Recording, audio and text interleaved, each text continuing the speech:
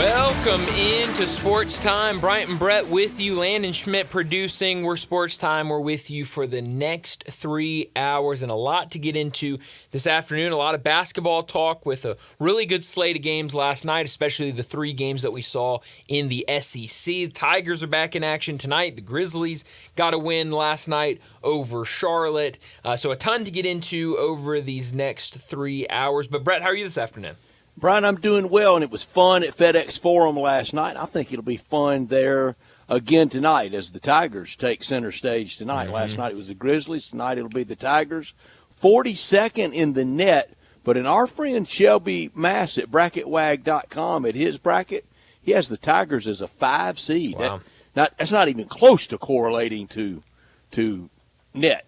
No. And so, yeah, I mean, it looks like the difference between net and, what some of these bracketologists have for the Tigers, I think you like where you're at right now and, just take it business as usual and, continue to do what you're doing in conference. And, you're going to be in a really good spot come conference time or come tourney time. And I hope the committee will remember November. Mm-hmm. That's the old saying in college football. They remember what you did in November. Well, I hope the committee will remember that and good work in December.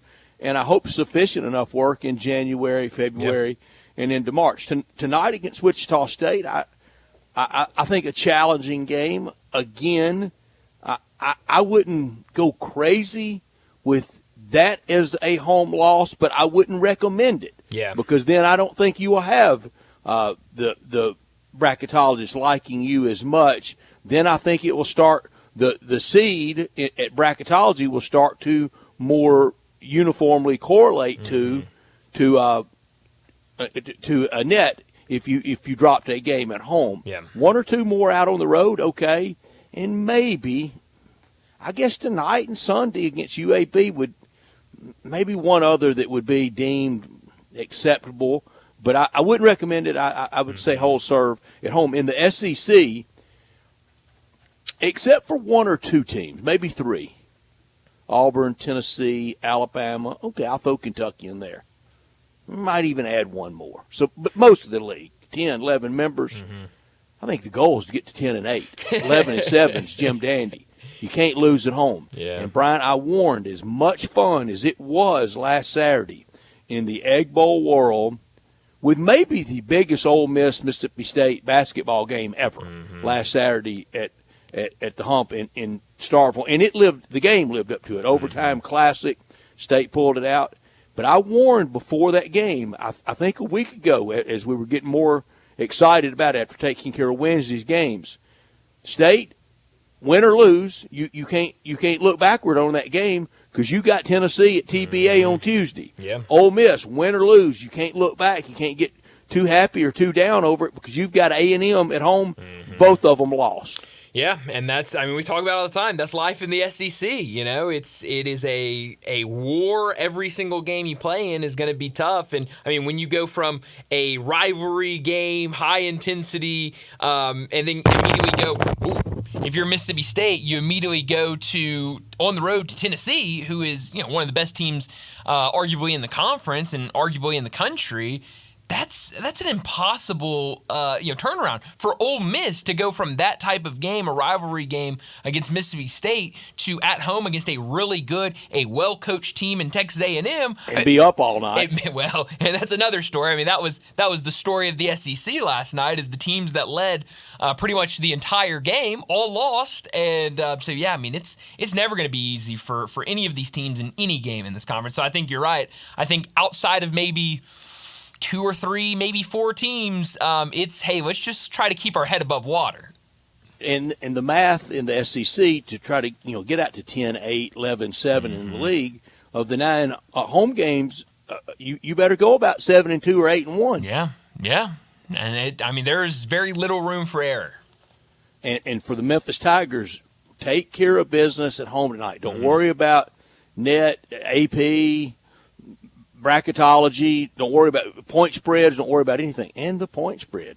We'll worry about the point spread. We will. Won't we? We will. It's what we care about. 2 nights about. in a row, Vegas has the point spread for teams playing at FedEx Forum at 12.5. it was too cruel for people laying the 12.5 last night on the hometown team. I was sitting with a very good friend of mine, had a blast sitting in the seats with this dear friend, and he had lightly just funsies, but still want to win even for funsies. That's right. I like funsie profit more than unfunsie profit. Brett, we play for imaginary money with Tiger Bankroll, and we play make believe and we like to win. That's exactly right. We play make believe and we like to win. And he had the 12.5 at the over, and I thought both were cruising to easy W's. Over hit when it's 240, you hit one rocky patch, it can get fragile. Oh, yeah. But still got there 132 to 112. But up jumped the devil with the old hook. 12.5. Vegas is really good. Vegas knows what they're doing. We talk about it all the time. Vegas knows what they're doing, and that's the type of you like when you're playing an over in a game like that. You like it when one team shoots 98 threes and the other shoots 86. That is that's a recipe for an over. Wow. I mean that is it's a lot of 3-pointers being thrown up in that game. That's ice your shoulders down like you're a pitcher. Oh, that's not right. That ESPN has that wrong. 47 and 31. Still a lot. Okay. That was field goal. Yeah. They just have it. Their website is, for whatever reason, off-centered right now. But still, 47 and 31. That is that cruises to an over if you hit just half of those. I mean, or a third of those. My first 2025, first calendar year game for the Grizzlies. For the season, I'm now 5-0, and if you're scoring at home, the last 2 times I've been to FedEx Forum for a Grizzlies game, they got 154 and 132. So you're a winning machine and you're an over machine. And you could go for a month grit and grind and not hit numbers like that. That's right. You're right about that. Yeah, and you've gotten it a lot. So I mean, this is a different team. Good stretch for the Grizzlies. Can just really chop some wood and get over. Just add to it every night. Chance tomorrow night. To double it up. Going into tomorrow night, 29 and 15 can win, be 30 and 15. Then Utah Saturday. Maybe if you ordered in the preseason, knowing everything that was going to happen, let us have a back-to-back at home against New Orleans and Utah. Yep. I mean that's. It doesn't get any better. You send a gift basket to Adam Silver for that. You do. You say thank you. Maybe maybe at the beginning of the year you're going, New Orleans, kind of tough. But since the season started and you've seen what they've done, you love that type of back-to-back. And I mean, you look at it, 4-game win streak right now. New Orleans, a team that has really struggled. Utah, a team that has really struggled. I mean, you have a really, really good opportunity when you head to New York on Monday. A 6-game win streak. I mean, that would be great. Temple getting the win last night, North Texas getting the win over Temple last night. I think that's a game that mattered in the American. Sure, yeah. I mean, I think those are two teams that are certainly in the top half of the conference, and so it feels like that's one that's going to matter at the end of the season. And both teams that Memphis has played already, North Texas, they only see them once this year, and we know how that game went at FedEx Forum. Temple, they've seen once, they'll see again in early February. So I think a lot of people will be watching both these teams, especially Temple, though, kind of see how they go before Memphis meets them again at home. And speaking of icing down things, iced down the whistles from Fayetteville last night. Oh, man. Arkansas and Georgia, where you saw the Georgia Bulldogs take 29 free throws and Arkansas make 29 in attempting 34. Yeah. I said it the other day, 49 total fouls called last night. They are calling everything. They are, yeah. No, that it's a tight whistle right now, really across college basketball. And but no, I mean, Arkansas, they finally get a win in conference play.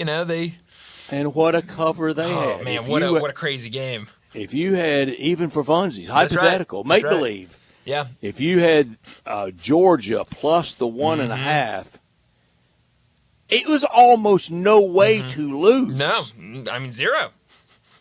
Until the clock struck 0 and you lost. I mean, just insane. I mean, Adu Thiero goes to the line. He makes the first one. He lived at the line. He did. And misses the second one. Gets his own rebound.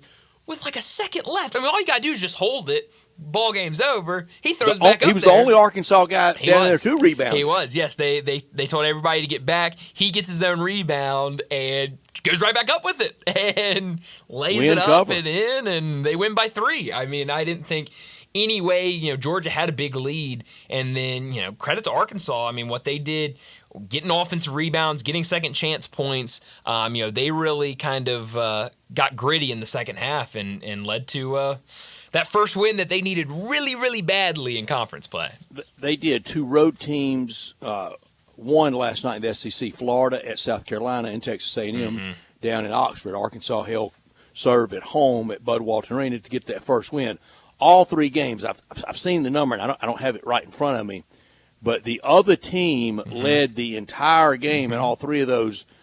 Total minutes of leading by those 3 winners was just wasn't even a minute, I don't think. I'll tell you, Brett. It's my big number today, so I'll go ahead. Hold on. No. I'll go ahead and say it. It was 119 minutes and 14 seconds that those teams led combined. Out of 120 minutes of play, they led for 119 minutes and 14 seconds, and all 3 lost.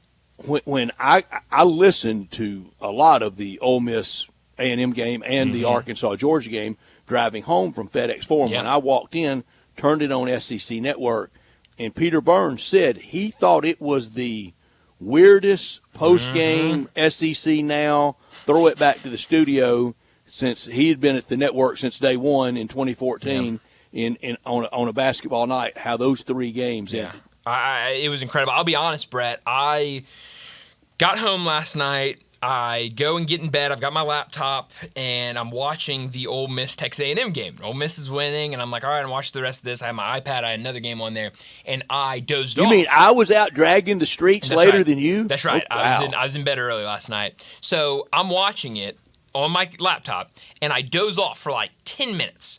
And I wake up, game's over, and I go, okay, Ole Miss won, and, we move on. And then I see like a tweet that's like, wow, what a win for Texas A&M. And I was like, win for Texas A&M. So I had to go back so I could see what happened, and just an incredible end of the game for Texas A&M, a great shot. And, that's what all that matters is the final score. Yeah. The only time it matters to lead is when it hits zeros and it goes into the record book. And you could hear David Kellum and Mark Dukes in describing just one more made bucket for Ole Miss, really down the last 4 minutes, would have won them the game. Yeah. A&M, they came up short, but that type of win was similar to the comeback they had to push it to overtime at FedEx Forum last spring in the NCAA tournament against Houston. Now, they lost in overtime in a wild affair, a great game. Oh, yeah. One of the better games I've ever been to. It was crazy. But it shows they're not out of it, and you're never out of it. And it's why you have to keep fighting. And Arkansas, they fought through. But tonight, Tigers and Wichita State, at one time they were the Wheat Shockers. Now they're just the Shockers. Just the Shockers. And, a game that could be tricky, but I think a game the Tigers should win. Temple's really struggled here in conference play as of late. Had some good wins in non-conference. Minnesota, Power 5 team. They had the win over Kansas State at the end of 2024. So some good wins in there. St. Louis as well. Those are 3 teams inside the top 110 or so. But I think a game the Tigers should win tonight, and we'll see what happens here in just a couple of hours when that game tips off downtown. Weather a lot warmer, a lot better to get out last night for people. Definitely. And hope the same tonight for the Tigers. Yeah, absolutely. I mean, it feels like a nice spring day out there compared to what we had earlier this week. But we got a busy show today, so let me set up the show before we get to top and not top story of the day. 3:30, Bill Bender from the Sporting News will join us. We'll talk a lot of college football with him, talk about what happened in the national championship game, put a wrap on this season, talk a little offseason as well with Bill. 3:45, we'll get more into this game tonight, Tigers and Shockers downtown at FedEx Forum. We'll talk about it, break it down a little bit, then we'll also make our picks for Tiger Bankroll. 4 o'clock, Kevin Sweeney usually joins us on Wednesdays, but nice enough to join us on a Thursday afternoon. He'll join us at 4 o'clock from Sports Illustrated. He's got some college basketball. He does have a bracket out, so we'll have to talk about where he has the Tigers, where he has some of the local SEC teams in his bracket. We'll get to a lot of college basketball with Kevin at 4 o'clock. 4:30, Doug Kazarian from OnlyPlayers.com out in Vegas. He'll join us. We'll get his thoughts on this weekend's slate in the NFL, the 2 games. We'll get picks from him. We'll also get picks for the NBA, maybe even some college basketball with Doug at 4:30. 4:45, we'll get to big number of the day. 5 o'clock, Greg Gaston will join us to talk some Tigers. We'll get into a lot of Tiger basketball. We'll talk about what happened last week. Last Thursday was when Memphis lost to Temple, and he said that was a tricky game, a game that the Tigers could lose on the road. So we'll talk about that game. We'll talk about what they did on the road in Charlotte and start previewing tonight's game against Wichita State. 5:30, we'll talk about what's trending. And at 5:45, we'll wrap up today's show like we always do with Crunch Time. Let me remind you, we're in our Family Leisure Studios where family and fun come together. It's the floor model sale. All 2024 inventory has to go. Help them make room for 2025. All floor models up to 50% off. Cold plunge tubs starting at $49.99. Hot tubs up to $3,000 off with free steps and chemicals. Pool tables, arcades, ping pong tables, air hockey, foosball tables, all 20 to 60% off. And don't forget about the theater seating, now up to 75% off. It's also not too early to start thinking about pool season. Buy now and get on the schedule for install before that rush hits. Only at Family Leisure, 2120 Witten Road, just north of I-40. Produced by Landon Schmidt, we are Sportstime. He's Bryant, I'm Brett, and we want you with us. Whether you text or call at 901-360-8255 at the Sissy's Log Cabin text and talk line, all our guests will join us at the Sissy's Log Cabin guest line at 901-360-8255. As Bryant said, always from our Family Leisure Studios. And this hour always brought to you every day for years and years and years now by the great people at Lexus of Memphis, the one and only Lexus dealership in Memphis at 2600 Ridgeway and online at lexusofmemphis.com. Great offers on all 2025 models and always special leasing options. Drive in luxury and confidence knowing that every new Lexus comes with complimentary first and second maintenance services. Call them at 901-334-9673, but stop by Lexus of Memphis at 2600 Ridgeway and put yourself in the driver's seat of the all-new 2025 flagship LS500, and you'll be driving in style. When you purchase a Lexus, you get top-of-the-line engineering and design that makes for the safe luxury driving experience. Online at lexusofmemphis.com. Experience amazing at Lexus of Memphis. Top story of the day. Well, my top story of the day is the Grizzlies' 132-120 win over the Charlotte Hornets. In the first half, it was all Grizzlies. They outscored Charlotte 38-25 in the first quarter, 40-23 in the second quarter, but maybe in the second half, took their foot off the gas a little bit, let Charlotte not get back into it, but like you said, it was a very important outcome for some people that had bets out there on this game in terms of the spread, as the Hornets end up only losing by 12, and that line out there at 12.5. But for the Grizzlies, thought really impressive showing for Luke Kennard. It looked like in the first half he was never going to miss a shot again. It felt like everything he threw up went down. He finished with 23 points in that game last night, added 4 rebounds, 3 assists, and 2 steals. So doing a little bit of everything off the bench. Yeah, had a dunk. I mean, first dunk in forever for Luke Kennard. And so a really good performance by him. And this is a guy that when you hear rumors of trades and guys that, reports of guys that Memphis might be thinking of moving for trades, Luke Kennard is a name that has been in everything. And so he has heard that. He knows what's out there. And so So it's good to see him having these good performances. He played 26 minutes in that game, led the bench players with minutes. When you look at the starters, 22 points for Jaren, 24 for Desmond Bain. Ja Morant, 16 points, all played really well. Zach Edey, only 19 minutes last night. He finished with 7 points and 6 rebounds. On the other side, this is a really bad Charlotte team, but they do have some nice pieces. LaMelo Ball, I loved what Keith Smith said about LaMelo Ball yesterday. He's gonna, do 3 things that you're going, what in the world are you doing? And then he's gonna have 4 plays where you're going, wow, that's one of the greatest plays I've seen all season. Mark Williams, who I have loved since his time at Duke, had a really, really good game last night. 38 points, 9 rebounds, 5 assists for the big man. He was 14 for 18, really gave the Grizzlies issues down low in the paint. So a good win for the Grizzlies, and now a 4-game win streak for them. We talked about it, back-to-back games against New Orleans and the Utah Jazz, 2 very winnable games for the Grizzlies. We could be talking about a Grizzlies team when they next go on the road against the New York Knicks. Could be riding a 6-game win streak, and that would be awesome. And for the Grizzlies last night, when you decide to take the foot off the pedal, how do you do it? I mean, with that bench, with those players, are you going to tell Luke Kennard that he had 6 first-half threes, 7 total for the game? You going to tell him to not try? You going to tell G.G. Jackson not try? No. I mean, I really thought at halftime it was going to eclipse the 154. I mean, it was all Grizzlies. I mean, Hornets didn't even come out to play in the first half. It was easy. My top story, Grizzlies, as a 12.5-point favorite last night at FedEx Forum. They win by 12. Almost impossible to not cover. But gaming, well, it happened. Led big all night. At halftime, I thought the 154 just set on the 26th of December against Toronto would be topped. The last 2 Grizzlies games I've been to, they've scored 154 and 132.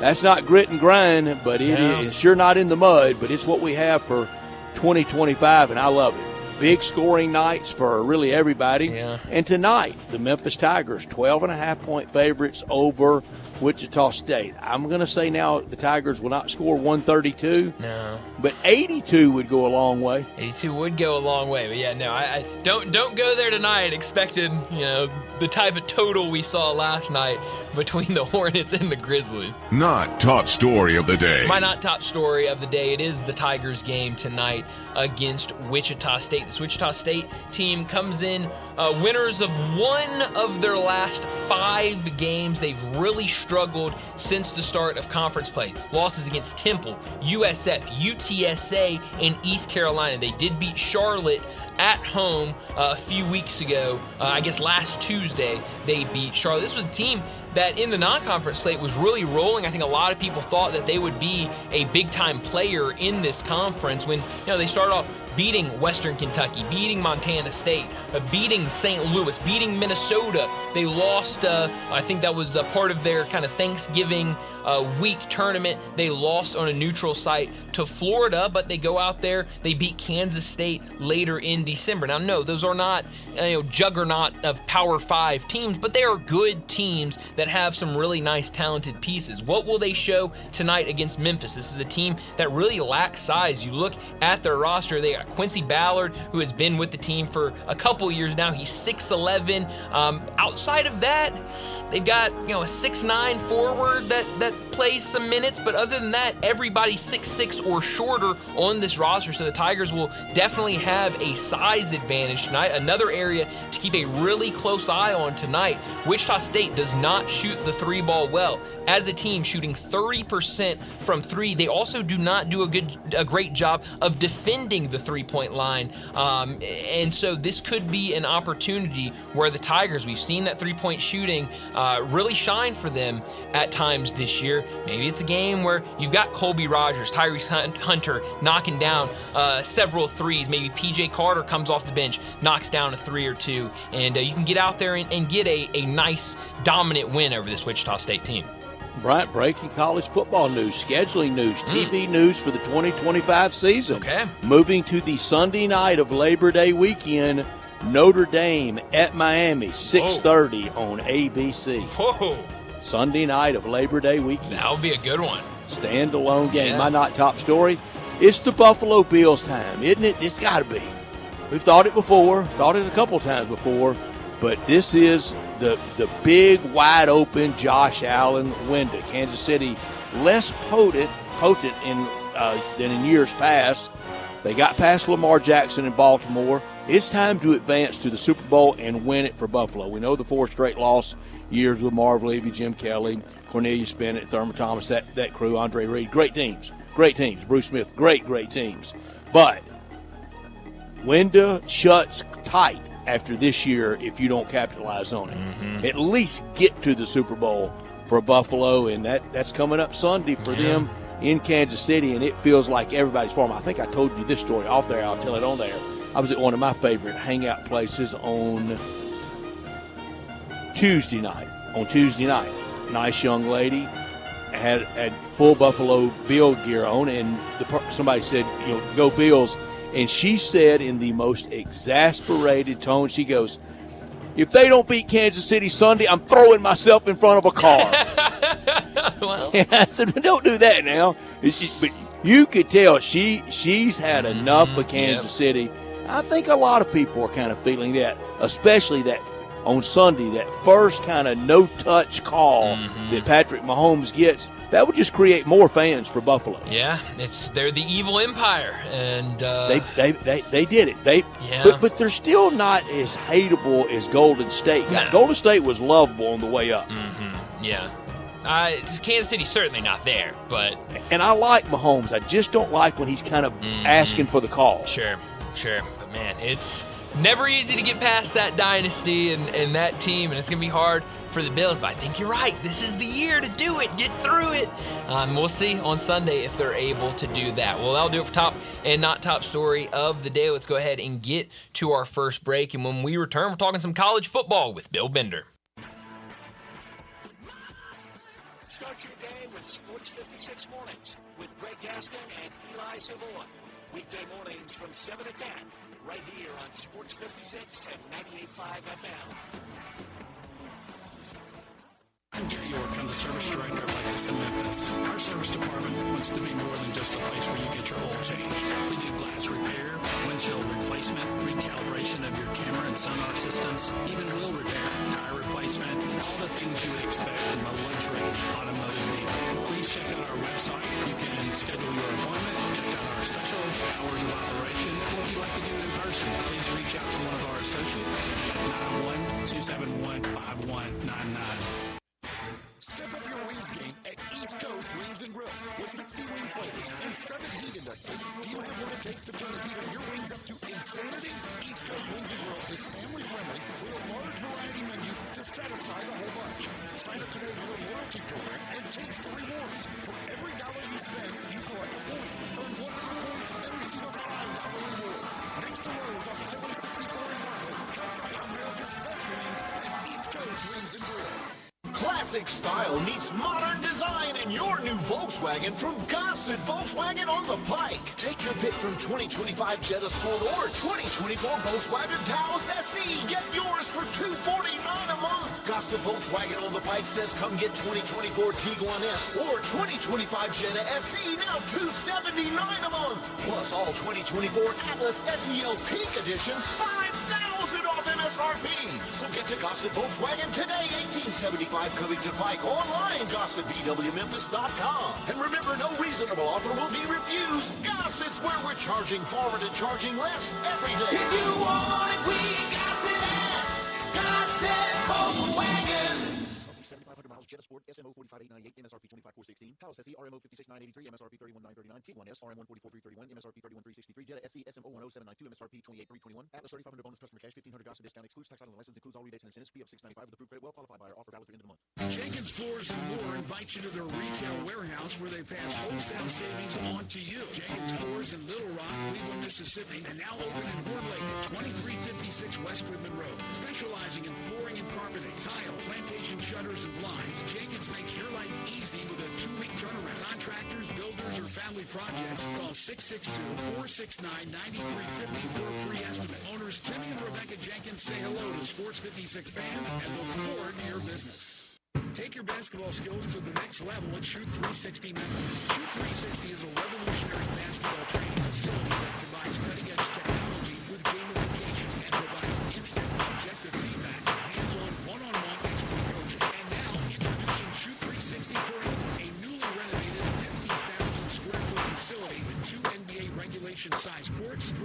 full-size courts, and 4 shooting days with Shoot 360 technology. Memberships are now on a monthly basis. And yes, you can become a member at both locations. Whether you're an aspiring young talent, NBA player, or looking for a unique workout, all skill levels are welcome at Shoot 360 Memphis to learn proper shooting and passing techniques, improve fundamentals, and gain a competitive edge while having fun. Shoot 360 Memphis now in Cordova and Conner will hold them today at 901-779-3176. That's 901-779-3176. The future of basketball training is here. Shoot 360 Memphis.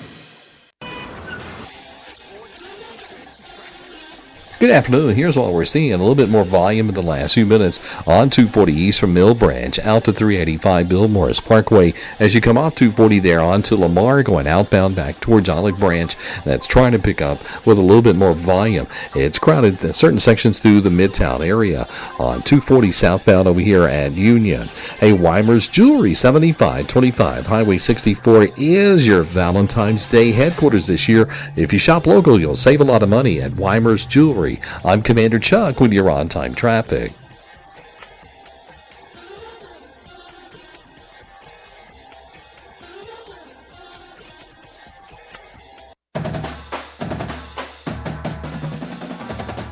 Joining Brian and Brett now on Sportstime is Bill Bender, national college football writer for the Sporting News, and on Twitter @Bill Bender. Here's Bill with Brian and Brett. Bill Bender joins us now from the Sporting News to talk some college football. Bill, thanks so much for joining us. We got to talk about the national championship game. The Ohio State Buckeyes win it all. They were a team that a lot of people thought at the beginning of the season with that roster would be able to do it. Some people questioned them, especially after the Michigan loss to end the regular season, but they play their best ball in the playoffs. They win the national championship. What did you make of this season as a whole for the Buckeyes? I think they set a standard for the other 12-team champions to follow. You know, I kind of break up national title teams in terms of the ones before the BCS, the ones during the BCS, the one during the 4-team era, and the 12-team era. I mean, this is hard. It's hard to compare them to like Ohio State in 14 because of the first team to go through a 4 playoff game, tournament run. Mm-hmm. Does the Michigan thing still matter? I mean, I don't know. Yeah, it'll always be part of the story, no doubt, but they certainly went on a 4-game rampage, and it culminated Monday night. Is it a good thing for that rivalry that you can lose that game and still win a national championship? That's a tough question, Brett, because I didn't think it was possible. I grew up around the rivalry and would never have dreamed that it would be possible to lose that game and win a national title. But at the same time, this is the world we live in. I don't want to say that Ohio State, Michigan will ever dwindle from the national consciousness, but this did prove that it is possible. And that happened in the Iron Bowl in 2017. It happened with Texas and Oklahoma last year. I know Texas didn't beat Oklahoma, but they won the Big 12 that year. So, I think it's just part of the story, and it's still weird to wrap your mind around that fact. Yeah, it is, but a lot of things have changed, and even more will change going forward with college football. I still think the sport is in great shape. It is working its way through a lot, and we're not going back to the players not being compensated, and we're not going back to anything less than a 12-team bracket. Bill, at any point this year, did you privately or publicly think Ohio State's not going to win it all? This team is not going to end up being the champion. I don't think anybody thought they were going to win it after November 30th. I mean, despite the talent, and I don't think anybody thought they were going to win it when Tennessee showed up with 30% of the fan base. We both had Tennessee. That game, I think, looking in the stands, that woke Ohio State up and seeing that orange. Yeah, I mean, I picked the Buckeyes to win that game. I remember that. Yeah, but I picked Oregon to beat them. I didn't think they would win the Rose Bowl. But, it just goes to show that this new format gives teams new life, and Ohio State was built for this. You hear that phrase all the time, we're built different. they were built different in terms of the competitive depth they had. And, that showed up against Notre Dame. One of the things that really stood out to me at the championship game was that, on the first 3 drives, the Irish defense could not stop Ohio State.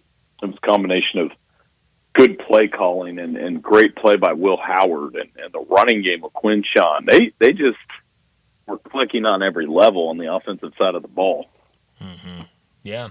When you look at the other side, Notre Dame, they get all the way to the national championship game. They fall Monday night. What does the offseason look like now? The last 2 years, they have gone out and gotten a veteran quarterback from the portal. What do they do now, especially at that quarterback position? Well, I think, they've got to for Notre Dame, I think they'll go with either Angeli or CJ Carr. And they've played portal roulette a little bit, but they've been able to develop some in-house options, and I think it's time to roll with one. Riley Leonard did great this year for them as a one-year player. There's no question. And, I think Marcus Freeman I like the way that they fought back. We were dangerously close to getting a kind of a 52-7 stinker in that game, and we didn't because they battled back around Jaden Grayhouse. And, they're having, right now, what I'm reading on social today, is they're having some guys transfer. So we'll see if, who stays and who goes. But in general, Marcus Freeman's done a fantastic job with that Notre Dame program. Mm-hmm. What's the sickest team? What's the team that we let 2024 get by us? How did we let this happen? Who's that? That's a good question. Most of the teams that went into the playoff are probably feeling pretty good. I think Ole Miss on some level, I know you know them, but the expectations are really high for them. And if they don't lose to Kentucky, they're probably in. And they had a defense and a combination with the quarterback, Jackson Dart, that may have made a run in that format. I'm not trying to make you feel bad, Brett, but I feel like they were probably the team out of those 3 or 4 SEC teams that got left out because I watched them beat Georgia, because I watched them compete in big games, but that Kentucky game kept them out. So they're probably, and the Florida loss, of course. So they played through a tough schedule. They're probably the one that, is wondering a little bit, how did we not get in? Mm-hmm. I think you're right on. I think it is, and it's why every one of those 3 losses and got a reprieve after 2 of them. Just couldn't suffer 3, but got the 3rd one. You just felt it. If it could get into the tournament, could make a lot of noise, could make life tough on people, but couldn't. But ended up with a 10-win season and ranked 11th. But it felt a little hollow. It did, Bill. Next year, yesterday, Brian and I went over the preseason magazines and some preseason predictions that went horribly wrong. Florida State, the kind of the most notable one of that. And all these early, and I know at the Sporting News, y'all have your early list out. What's the team that needs to be on lookout for? We don't want to be Florida State 2024. So tomorrow we have a list. It'll be really cool. I went through a lot of them today. I went through 12 way too early top 25s and kind of looked at the teams that were, because it's not just me. I like looking at everybody else's and just kind of, okay, here's a composite how they really feel. LSU is going to be an interesting team next year because depending on which one you look at, they're either number 4 or number 23. Big gap. So, with the way that they've worked the portal, having Garrett Nussmeier back, they open at Clemson. Brian Kelly has taken a lot of strays after Notre Dame made it to the championship game. So that's a team I'm kind of looking at. Like, all right, what are you going to do? Now that you've faced all this criticism, because I'm telling you what, stacking up SEC teams from like 3 to 10, Georgia and Texas will be the first 2 teams. There's no doubt. But stacking up like 3 through 10 is very difficult. I'm just going to say that right now, and we all kind of did it a little bit differently. Mm-hmm. Yeah. Talking to Bill Bender, he joins us from the Sporting News to talk college football. A lot of people now kind of turning their attention to a lot of these guys that have declared for the NFL draft. When you look at those top two quarterbacks, Cam Ward and Shedeur Sanders, how do you view those? I saw yesterday one sports book, it changed. I think Shedeur Sanders was leading as the first quarterback to be taken. Now Cam Ward, the favorite to be the first quarterback taken. How do you view both those guys that seem to be consensus at the top of the draft board? Yeah, I think there'll be a little bit of a gap after those two. I had Shedeur Sanders as the top quarterback coming into the year as far as NFL quarterbacks go, and I think he should be. I like how he hangs in there. I like his toughness. He doesn't turn the ball over a lot, neither does Cam Ward. But Cam Ward makes that one. I bet you the difference between it is Sanders makes just a little bit more careful with the football. Now, you're going to need to go to a team where you're going to have to take some chances, but I would take Sanders first. I would take Ward second. I had nothing to do with him sitting out the second half of the bowl game. I understand that was a story, but it's not really going to be a story when they get to the draft process. But, those are the two. And however you stack them up, I'd probably take Sanders over Cam Ward.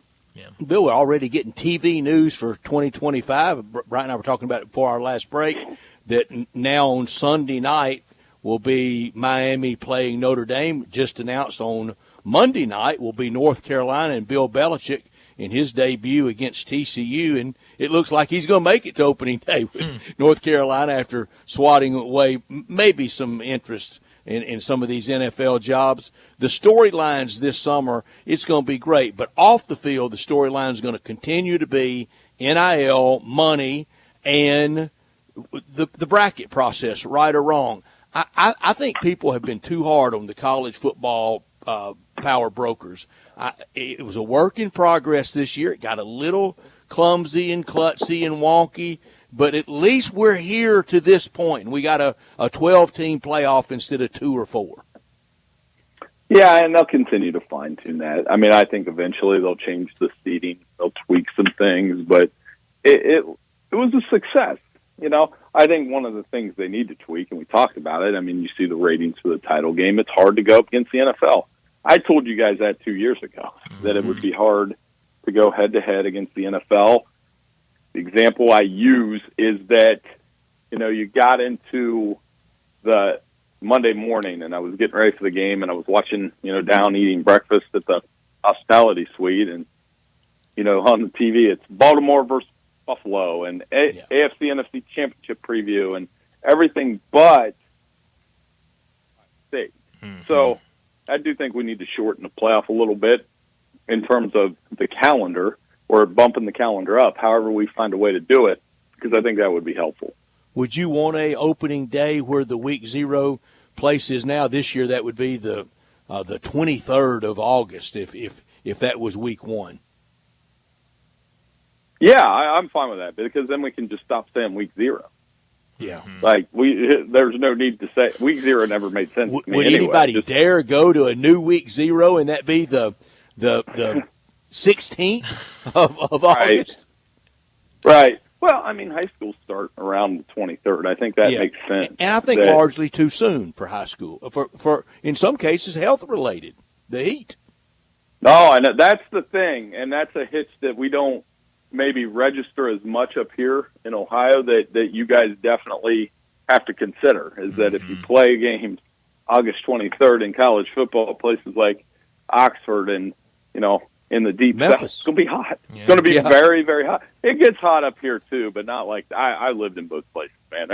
I tell my buddies all the time, it's and I lived in Charlotte, which isn't quite that, but it definitely is hot. I've jokingly said if we move up, I think it's going to be sponsored by the American Dermatological Lobby in Washington, because we're all going to have skin cancer from going to college football games that early. Right. Well, but I do think there's something to be said for it, and you move the conference championship games up to Thanksgiving week. I'm not averse to that either. That way you can. I would just do it that way. Knock the first 2 playoff rounds out, And then at that point, if you want to extend to 14 or 16, that's fine too. And then here you go. So you play December 3rd, December 10th, first 2 rounds of the playoffs. Week off, December 24th, maybe, that's Christmas, but it'd be tough on Christmas week to sell that. You could play it the next week, take 2 weeks off, go play on New Year's Day, and then we're done. I mean, it's what the NFL does. The NFL crammed their playoff into 5 weeks, and it's the best postseason model in all of sports. Yeah, it sure is. But you know what? I think the coaches, as much as the reporters and fans maybe think this is too long, I think the coaches kind of like it because they get winter break with their kids. They get their kids get their players get to heal from injuries, and it's a little bit. I know certain guys looked a lot more fresh in these playoffs than they did at the end of the regular season, so that's also something to consider. I know you can be both, but pick one of these two that you think would properly describe Ryan Day: relieved or ecstatic? Probably a combination of both. I think relieved in some ways, but I mean the Michigan thing's still there, but not nearly. I mean, if you're still harping on that, you're not celebrating what they accomplished at this point, and you're just being overly negative. Really remarkable run, really remarkable guy. I'm really happy for him and what he was able to accomplish in this 4-game run. Quiet the critics a little bit. If anybody had a right to kind of unload on Monday, that was him, and he didn't. A lot of things he's been through, but as he said, that's what you sign up for when you sign up, take the job at a place like Ohio State. You're expected to win every game, and it's a hard job and can be really tough. But the guy's 70-10, 70-10. So I think we have to respect that. Yeah, you absolutely have to. Well, Bill, as always, thanks so much for joining us. Another really fun season. I'm sure we'll catch up with you a couple times throughout the offseason before we're back at it next year.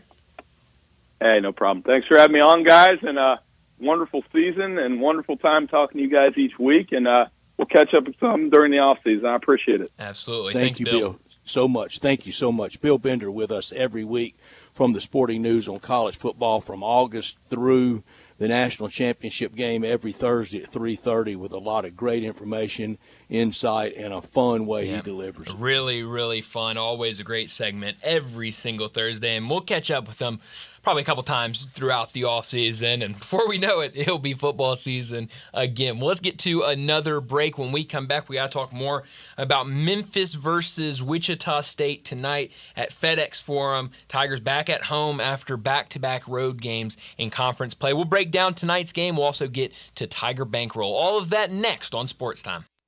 Be sure to follow us at Sports56 WHBQ on Twitter, Facebook, Instagram, and YouTube to watch live video of our shows, stay up to date with station events, and have chances to win prizes. Don't miss out on anything that's going on. Follow us at Sports56 WHBQ. Jenkins Floors and More invite you to their retail warehouse where they pass wholesale savings on to you. Jenkins Floors in Little Rock, Cleveland, Mississippi, and now open in Horn Lake at 2356 West Goodman Road. Specializing in flooring and carpeting, tile, plantation shutters, and blinds, Jenkins makes your life easy with a 2-week turnaround. Contractors, builders, or family projects, call 662-469-9350 for a free estimate. Owners Timmy and Rebecca Jenkins say hello to Sports 56 fans and look forward to your business. If you love sports and Mexican food, you can get the best of both at Los Cabos Mexican Bar and Grill on Summer near Graham. Watch all the big games on all the TVs on all the walls in Los Cabos. And enjoy premium tequila shots anytime for just $5.50. Celebrate every day with reservations from 10 to 3 and happy hour from 3 to 8. Lunch is just $6.75 to $10.99 and margaritas start at $4.99. Experience real Mexican cuisine along with great sports at Los Cabos on Summer near Graham.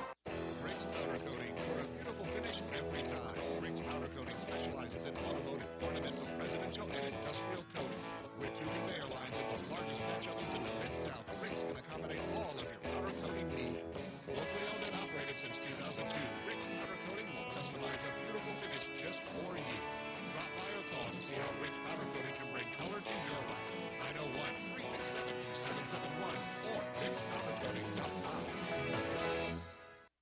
year, new savings during the Gossett Chrysler Jeep Dodge Ram Fiat Start Something New sales event on the Pike. We got it covered in 2024 Jeep Grand Wagoneer L Series 3, $23,156 off MSRP and 0% for 36, or 3.9 for 72 months is available. 2023 Jeep Renegade Upland 4-wheel drive Sport, $309 a month. Buy it for $23,723. And power up in 2025 Ram 1500 Bighorn, $13,758 off MSRP or $629 a month. Plus all 2023 models, you can save up to $16,906 off. So drive past the rest, come to the best. Gossett Chrysler Jeep Dodge Ram Fiat. Online, GossettMotorCars.net. If you want it, we got it at Gossett Motorcars.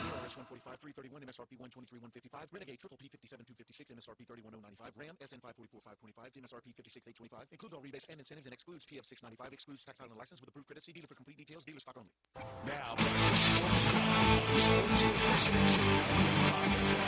This hour is brought to you by Lexus Tires. Here are your hosts, Let's Talk Sports with Brian Davis.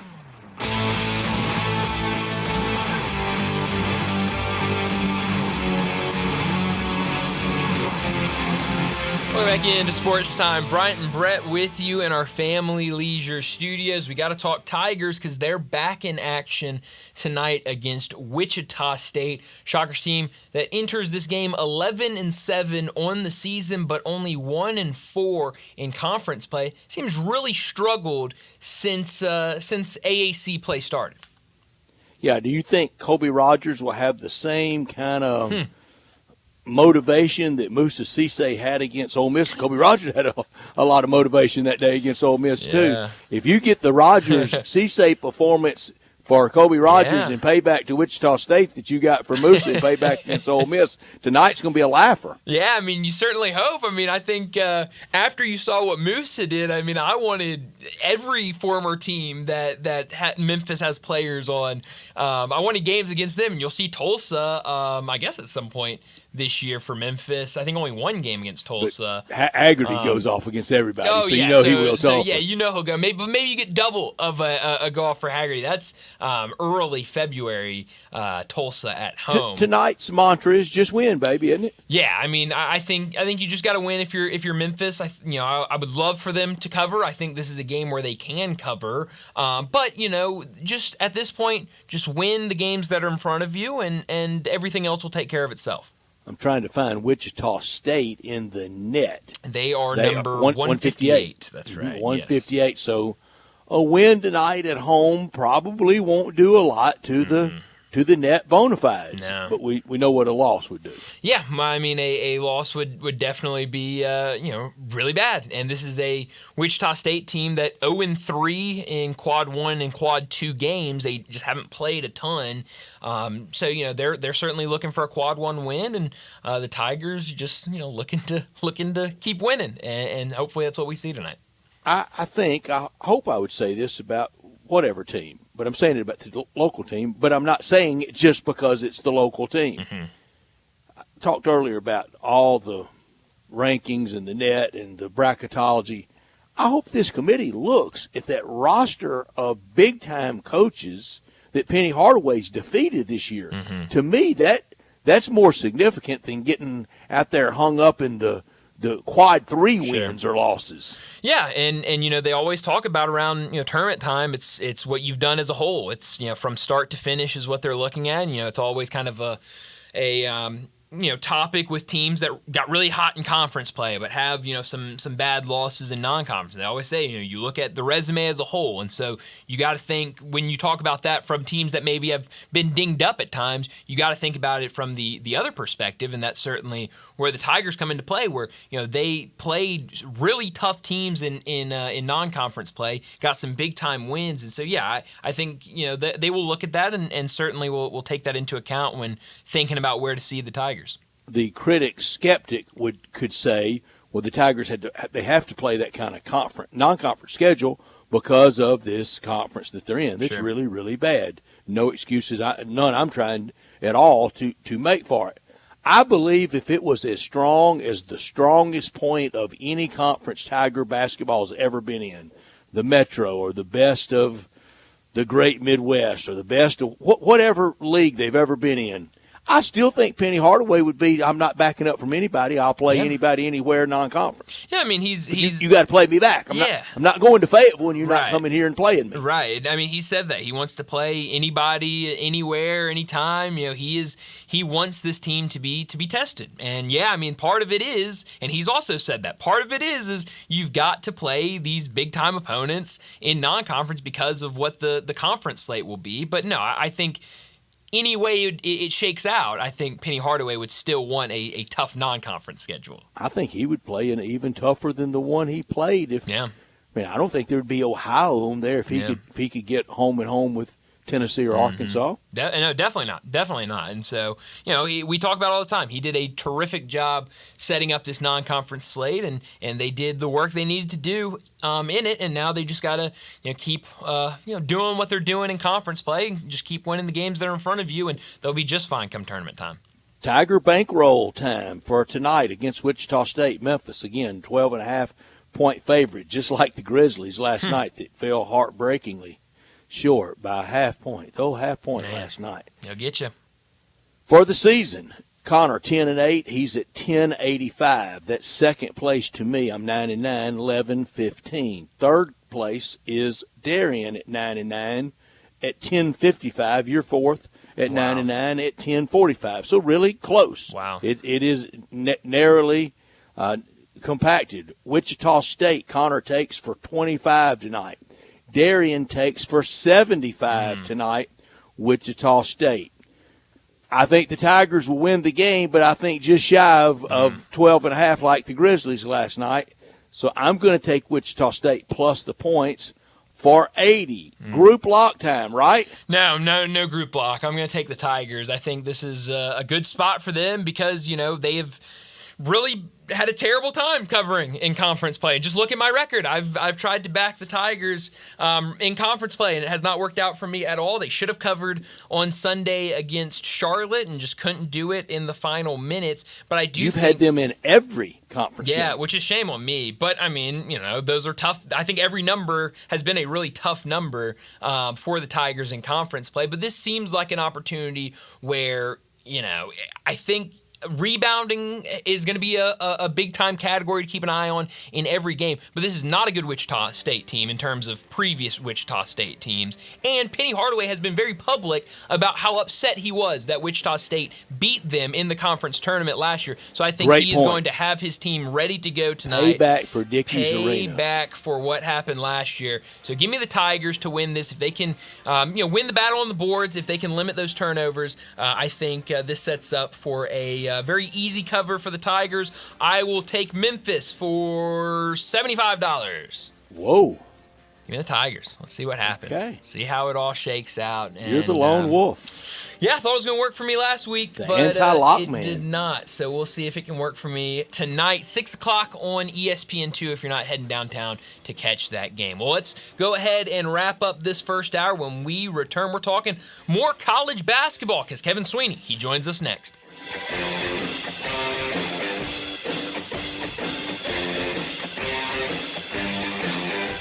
Napa Cafe celebrates 26 years in 2024. Hi, I'm Glenda Hastings, owner of Napa Cafe, and I want to thank you for making us part of your dining experiences. If you are a first-time guest or have dined with us countless times, I want to thank you for making us part of your lives. Whether you're celebrating with the crowd or planning a cozy date night on the town, Napa Cafe can provide you an extraordinary evening. We have 5 dining rooms, including our private wine cellar, our Jan's room for 2 guests, and the Eleanor room for parties up to 60. Sit back, relax, and celebrate. Leave the cooking to us. Come see me at Napa Cafe, 5101 Sanderlin Avenue. We're open Wednesday through Saturday for dinner starting at 5 o'clock. We also offer curbside pickup from our full menu. For details on our stay-in, dine-out menu or reservations, visit our website at napacafe.com. Come join us as we celebrate 26 years of Napa Cafe in 2024. We can't wait to serve you.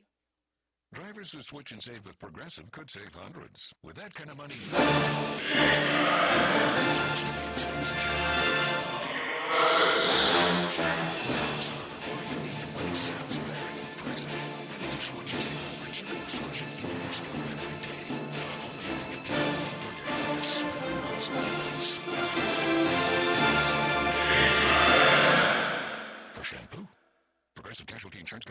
not available in all states. Potential savings will vary. For 75 years, Americans have been falling in love with Volkswagen, and we gossip Volkswagen Germantown. Hey, what's up over there, Marty McNeil? Any of these big savings, take your pick lane from a 2025 Jetta Sport or 2024 Volkswagen Taos SE, $249 a month. Jetta or Taos, $249 a month. What else you got? 2024 Tiguan S or 2025 Jetta SE, $279 a month. Tiguan S or Jetta SE, $279 a month? That's right, and all 2024 Atlas XELT edition, 5,000 off MSRP. So get to Gossip Volkswagen Germantown and ask for Marty McNeil. Remember, your future is what you make it. That's Gossip Volkswagen Germantown, 7420 Winchester Road. Online, gossipvwg.com.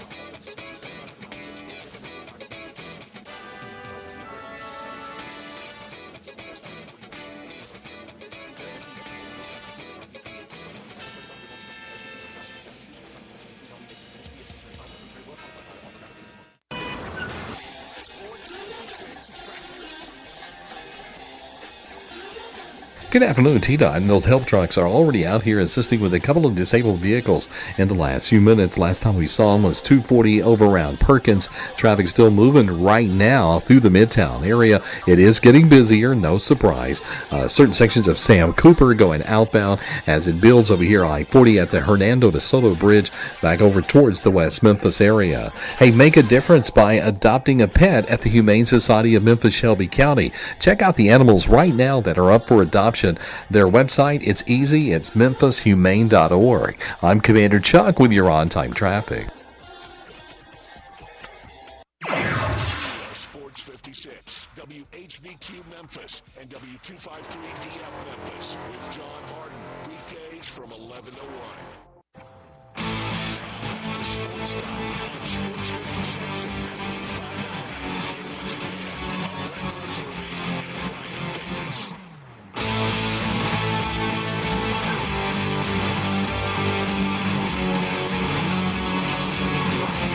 Going back into Sports Time, Bryant and Brett with you in our Family Leisure Studios, and we got to talk some college basketball. And joining us now to talk some college hoops, Kevin Sweeney from Sports Illustrated joins us now. Go give him a follow on Twitter at CBB_Central.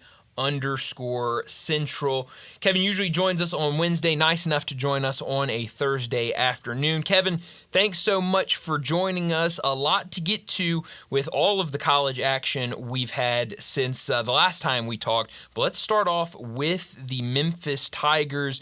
A lot of talk here, especially about kind of where they're sitting right now in terms of the NCAA tournament. You put out a bracket. You have the Tigers as a 5 seed.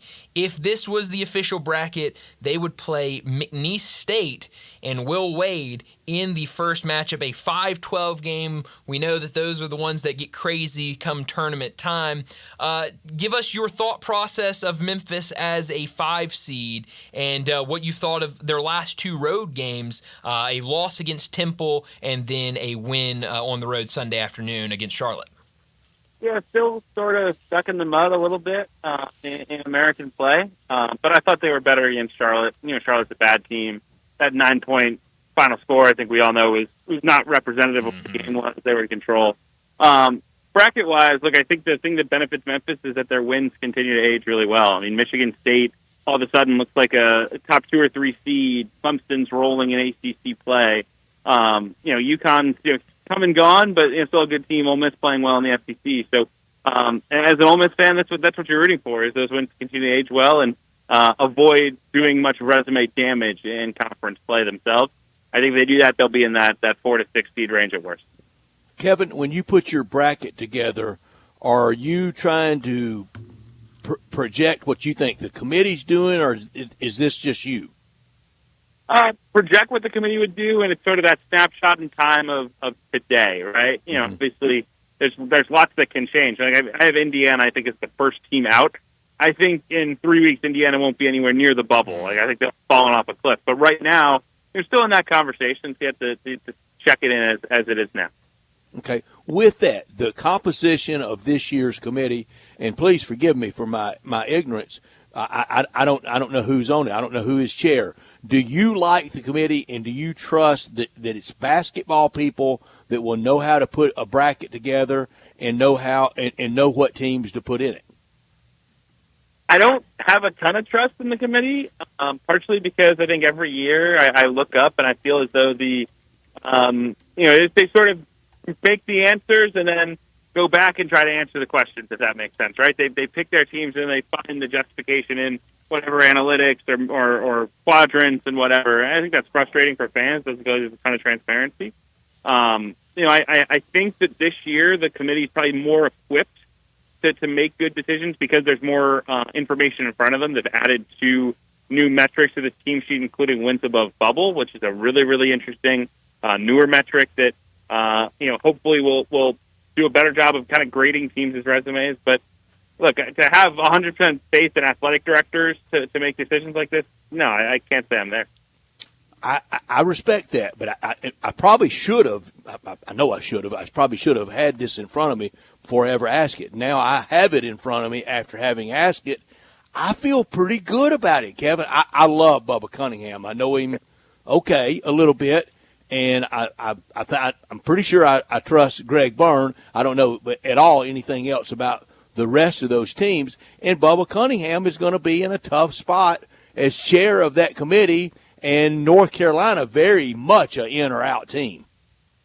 Yeah, look, it's fascinating that the rules essentially say that you have to recuse yourself from any conversations involving your school. But look, there's a human nature component. If you're in the room with the guy all week and we're kind of debating North Carolina's life, I mean, it's impossible that it doesn't play a little bit. It has to, right? So it's human nature, and there's a thing called the hallway. Okay, you recuse from the meeting room, but you're gonna walk down the hallway with him and go, hey, hey, Greg, I wouldn't mind you a little something from you to help North Carolina out, and I'll sure make sure we get a 12th SEC team in. It's human nature. It's bargaining. Yes, 100%. And again, you hope that everyone has a voice in the committee process. I know one of the things that the Big East complained about a year ago was that they didn't feel like they were well represented at the committee table. I think there was an AD change at one of their schools. The AD who was supposed to be in on the committee had to step away last second, and they replaced them, and so that left them in a difficult spot. That's solved somewhat this year with Lee Reed, the Georgetown AD, who's on the committee. So we shall see. But yes, representation does matter certainly in tournament discussions as much as anything.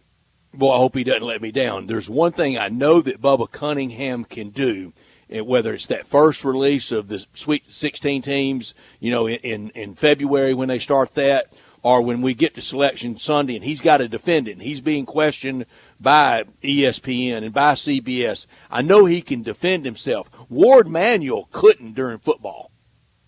And similar issues last year. The chair of the committee was the Southland Conference Commissioner, Charles McClellan. He really struggled up there. It's important, right? Again, like this is life and death for programs, for coaches, for fan bases. Like I think everyone deserves a good answer at the end of how do we get to these decisions. And yeah, I think Bubba's a good choice for that type of role. He's obviously a really good communicator and very well respected throughout the profession. Mm-hmm.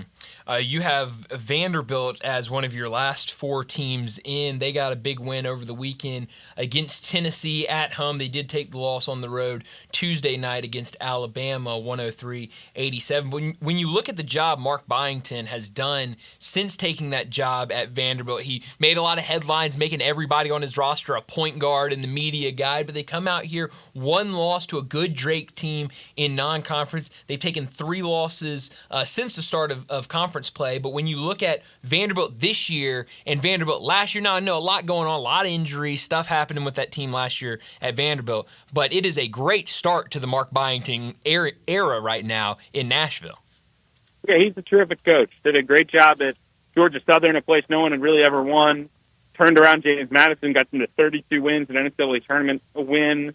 And now this year, I mean, again, there are limitations at Vanderbilt in terms of what you can get done in recruiting because of the academic component. Mm-hmm. And they did a really good job finding guys that fit. Byington's a guy that loves to play a lot of guys, play 9 or 10 deep and kind of cycle bodies. And, thought maybe that would be a challenge to do in year one with all these new faces, but has done a great job of getting guys that understand their roles. And, they look like a tournament team. Now, again, lock and change. The schedule, as you alluded to, is just brutal, in a week basically to play Tennessee, Alabama, and Kentucky. But they'll have that home crowd in Nashville, or as much of a home crowd as they can get in Nashville on Saturday, and hope they can pull another upset. Yeah, it is tough. I mean, you look at any of these teams in the SEC and look at the schedule coming up, and it's just brutal for everybody. Another team in the SEC, Arkansas, they finally got their first win in conference play last night. A crazy game against Georgia. They were trailing early in the second half. They get all the way back, win it at the very end of the game. So now one win in conference play, but the news came out yesterday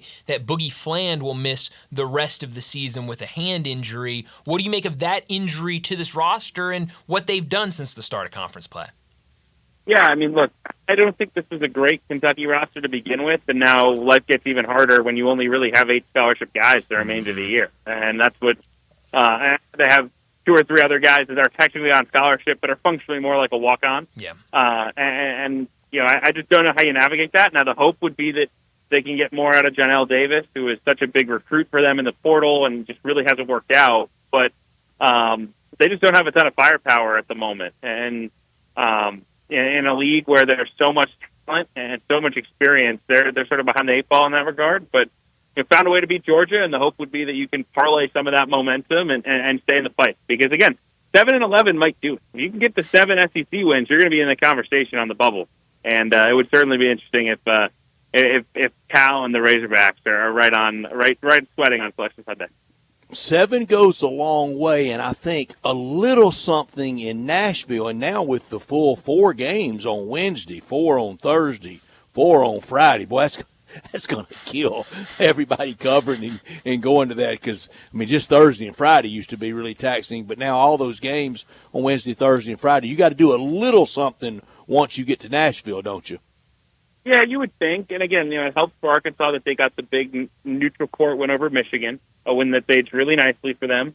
But yeah, I think if you get to 7, and then you're playing for something in Nashville other than, you know, win the auto bid and we're in, right? And the benefit of a strong league like that is that, you know, every win you do get will be a quality win. Georgia's a really good team. That's a tournament caliber club that they beat last night in Fayetteville, and we'll see if they can, you know, stack a couple more of those and get right back in the conversation.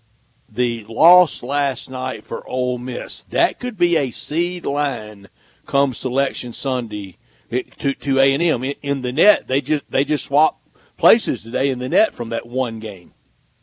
Yeah, I mean, a backbreaker, right? I mean, such a battle on both sides. A&M is so tough, so physical, and never quits in a game. And I think they've had a couple games like that where they've had to battle and battle and battle. So, yeah, you would have loved to have it. Obviously, I think Ole Miss probably ahead of the curve at this point, just because they already have the win over Alabama at Alabama. That's about as good a win as you can get.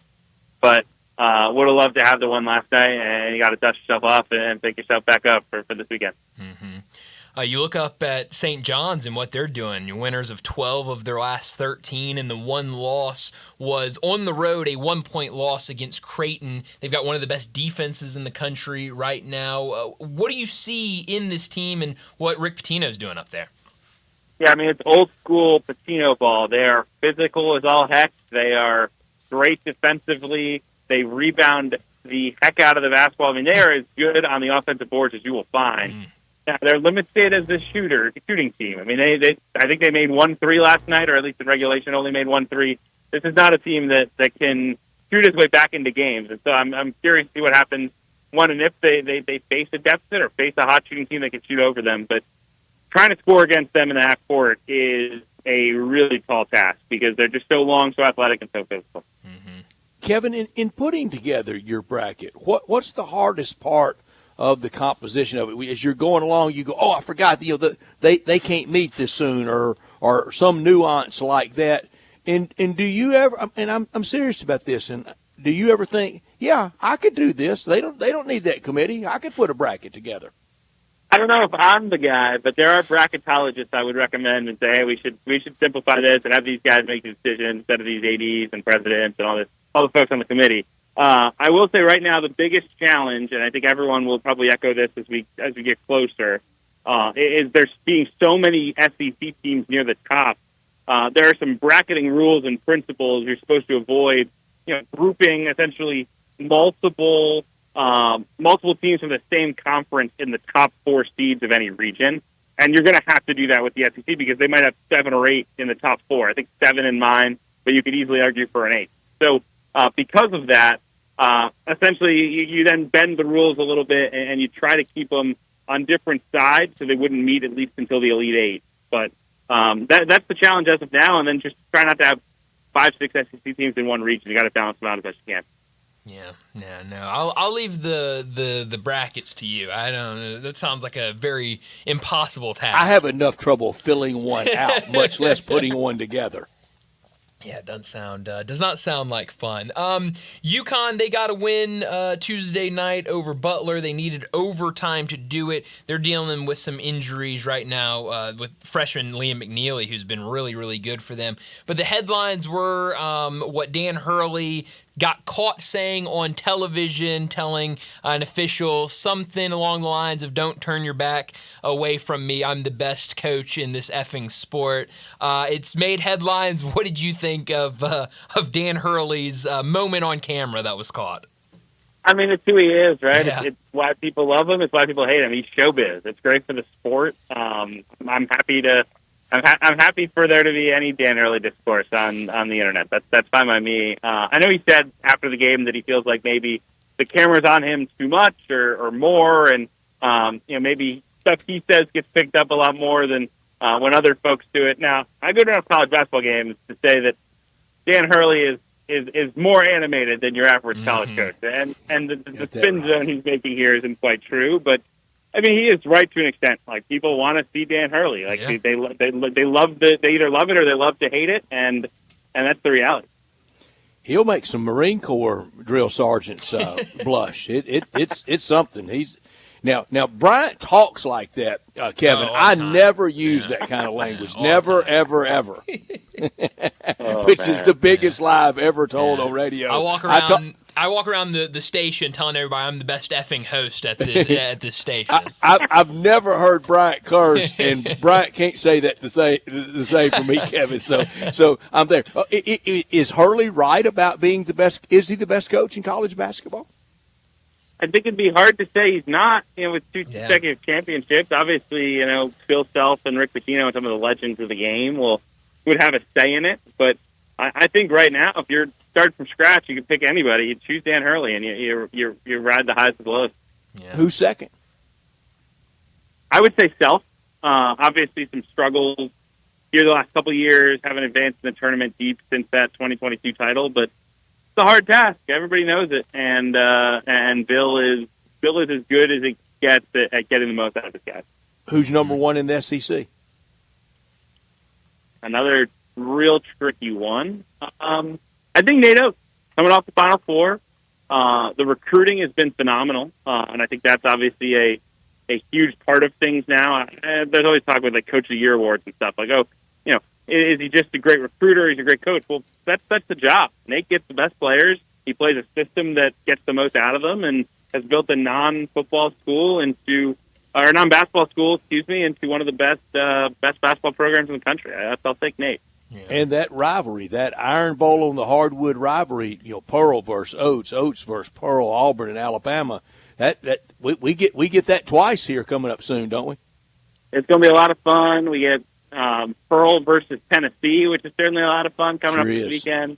Yeah. The storyline's galore in the SEC. Yeah. If Bruce Pearl had stayed at Tennessee, he would have built a monster by now. He was getting close there. I think they would have the long-awaited men's national championship.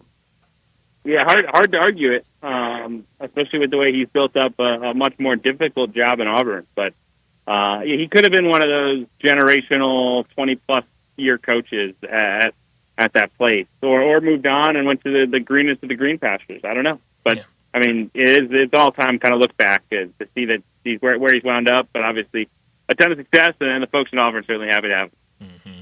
Talking to Kevin Sweeney, joins us every week to talk college basketball from Sports Illustrated. Go give him a follow on Twitter at CBB_. _Central. I mentioned Liam McNeely a second ago, the freshman up at UConn. I think it was Matt Norlander over at CBS Sports had a story earlier this week about the impact that freshmen are having on the sport this year. You know, it kind of got to a point where we're saying this is a veteran-led era in college basketball, that you would rather have the vets instead of five-star freshmen out there. But you look this year, the freshmen over at Duke, the freshmen up at Rutgers that they rely on so heavily. Liam McNeely, even we mentioned Asa Newell earlier over at Georgia. What do you make of this group of freshmen that we're seeing in the game this year? Yeah, it's been fun to watch. I also think it's a trend. 2025 high school class is really good. Talk about the Boozers, AJ DeBonsa, Darren Peterson, who's going to Kansas, who's phenomenal, Nate Ament, who's still undecided. So, I think there's been a wave of young talent that has been on NBA radars now for a couple of years that are now making their way to college. It started with this group, and it continues next year. But it's exciting. I mean, it was a tough watch, quite frankly, some of these freshmen the last couple of years. Mm-hmm. And this was true. I mean, you would watch it on the AAU circuits, and I try to get around as much of that stuff as I can. And you just felt like there wasn't a ton of star power. And those these last two classes, 24 and now upcoming with 25, have changed the narrative completely. And there's a lot of guys that have a chance to make huge impacts in college and at the next level. So yeah, it's a big change. Obviously, it won't be like this every year, but enjoy it while we can. Yeah, it's fun to see these young guys making such a big impact. Well, Kevin, where are you going this week? What are the plans for you in terms of getting to games this week? Yeah, en route as we speak to Champaign for Illinois, Maryland tonight, 2 top 20 picks in Kasparich, Akashonis, and Derek Queen. And then tomorrow off to Mackey Arena for Purdue, Michigan, another Big Ten battle. Yeah, that will be a lot of fun as always. Thanks so much for joining us. We'll do it again next week. Thanks, fellas. Thanks, Thank Kevin. you, Kevin. Be safe. Kevin Sweeney with us from Sports Illustrated and College Basketball Central.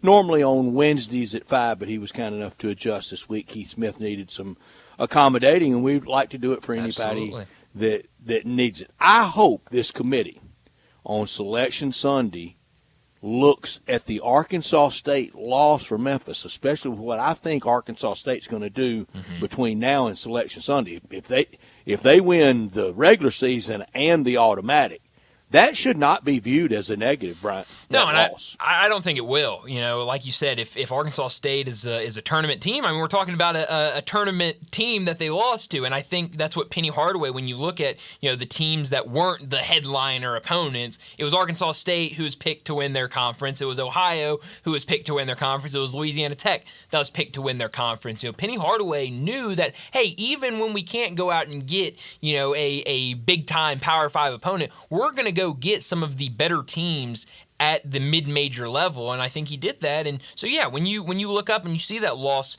against Arkansas State, that's not going to hurt you as bad as it would have hurt you if Arkansas State was a middle-of-the-road team in their conference. Pretty good one tonight in Jonesboro between really App State and Arkansas State, and they're drawing as well this year at Arkansas State home games as they ever have. A fantastic place to play in a fantastic community. He's doing a great job. I just don't think that's going to be any loss that should be looked at as a bad loss. No, and I don't think it will. I mean, like you said, if Arkansas State continues to do what they've been doing, if they can go out and win that conference, then yeah, that is a loss that does not look as bad as it would look, again, if they were kind of a middle-of-the-road mid-major team.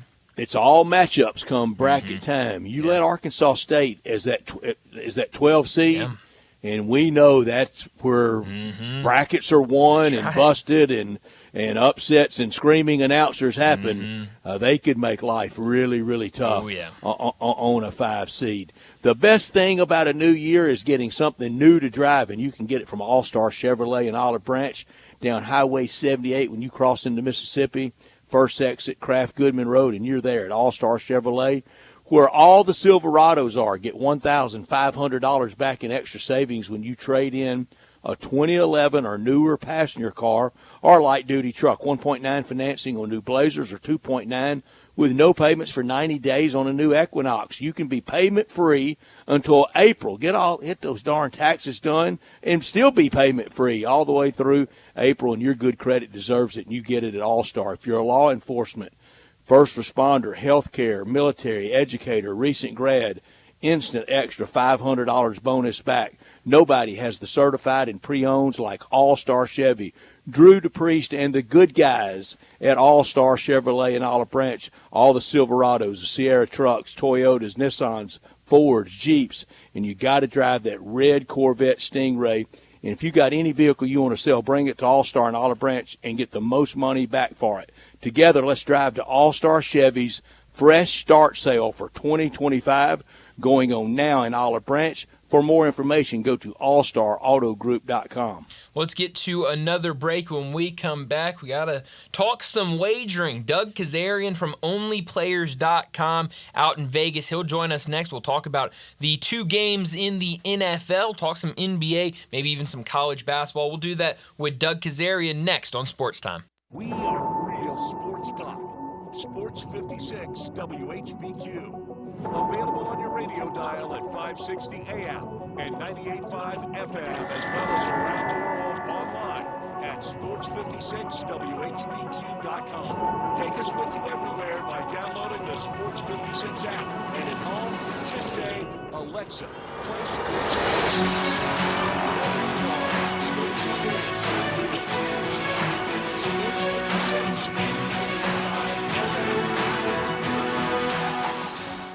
Since 1948, in the alley, the Rendezvous. I'm with John Burgess. John, what's going on in the Rendezvous? Brett, after 76 years, we've decided to expand our product line. Anyone who's tasted our ribs is familiar with our vinegar base. It's now available in the 32-ounce jar.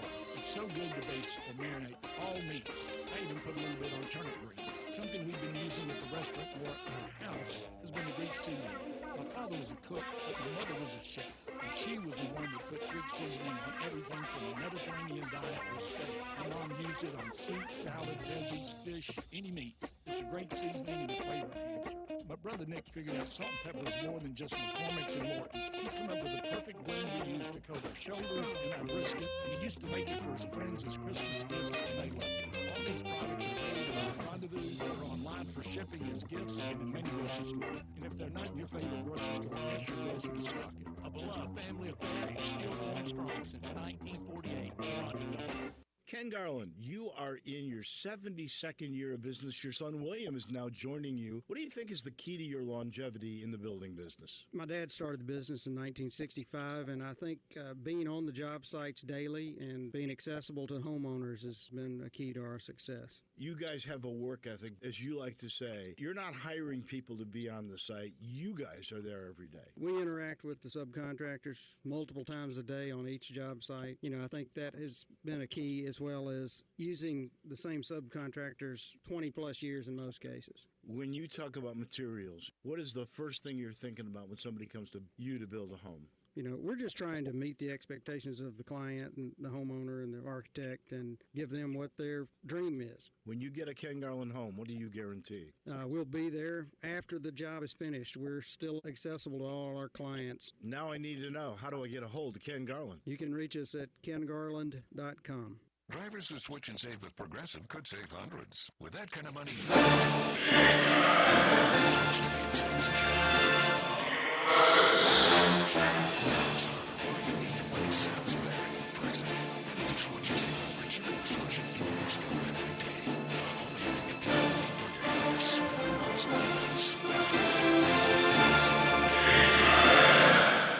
For shampoo.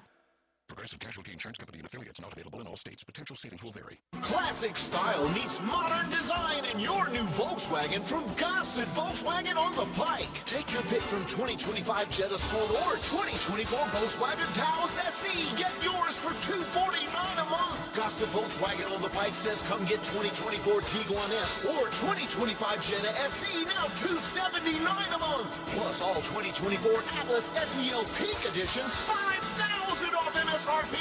So get to Gossett Volkswagen today, 1875 Covington Pike, online, GossettVWMemphis.com. And remember, no reasonable offer will be refused. Gossett's where we're charging forward and charging less every day. If you want it, we got it at Gossett Volkswagen. Jetta Sport SMO 45898 MSRP 25416. Palace SE RMO 56983 MSRP 31939. Tiguan S RM 144331 MSRP 31363. Jetta SE SMO 10792 MSRP 28321. Atlas 3500 bonus customer cash 1500 Goss discount excludes tax on the license includes all rebates and incentives. PF 695 with approved credit well qualified buyer offer valid through end of the month.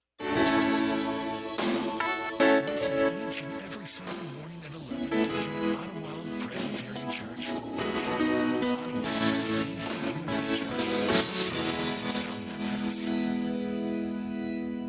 Take your basketball skills to the next level at Shoot 360 Memphis. Shoot 360 is a revolutionary basketball training facility that provides cutting-edge technology with gamification and provides instant objective feedback, hands-on one-on-one expert coaching. And now, introducing Shoot 360 Forever, a newly renovated 50,000 square foot facility with 2 NBA regulation-sized courts, 3 high school-sized courts, and 4 shooting bays with Shoot 360 technology. Memberships are now on a monthly basis. And yes, you can become a member at both locations. Whether you're an aspiring young talent, NBA player, or looking for a unique workout, all skill levels are welcome at Shoot 360 Memphis to learn proper shooting and passing techniques, improve fundamentals, and gain a competitive edge while having fun. Shoot 360 Memphis now in Cordova and Connerville. Call them today at 901-779-3176. That's 901-779-3176. The future of basketball training is here. Shoot 360 Memphis.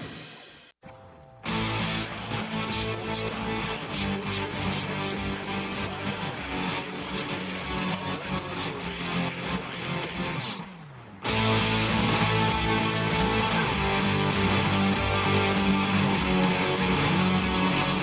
Going back into Sports Time, Bryant and Brett with you in our Family Leisure Studios. And we got to talk some wagering. Doug Kazarian from OnlyPlayers.com out in Vegas joins us now to talk about some of these games coming up. Doug, thanks so much for joining us.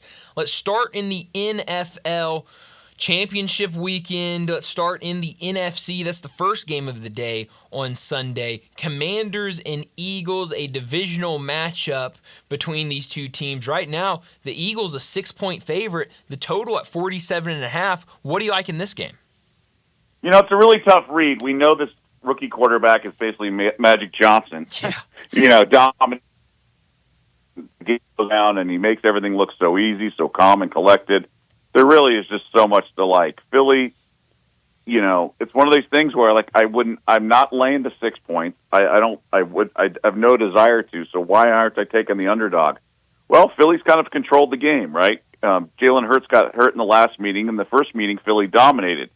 But players are allowed to get better, especially a rookie quarterback, and Daniels is just so much more evolved later in the season. And I also think Washington's defense has been kind of under the radar, getting, you know, just holding its own. But I think Philly can score on them and move. I just worry about the health of Jalen Hurts, and not only how he is now, but he's been, you know, he's certainly capable of getting hurt in the middle of the game. So that's my apprehension going into this game. I lean to the underdog, but there's nothing that really jumps out to me in this game, and nothing like we had last weekend. What about props for that game? Anything maybe like field goals, with it being a narrow type game and hard to decide on? Right, but both kickers are kind of shaky, right? Yeah, right. I think it's fascinating that Saquon Barkley's rushing prop is about 129.5, highest it's ever been for a running back. So it's really about 2 big plays that he could get. And especially in the second half, he has the capability of popping one like he did against the Rams last Sunday. So I just sort of torn. I do look at A.J. Brown under yards, 61.5.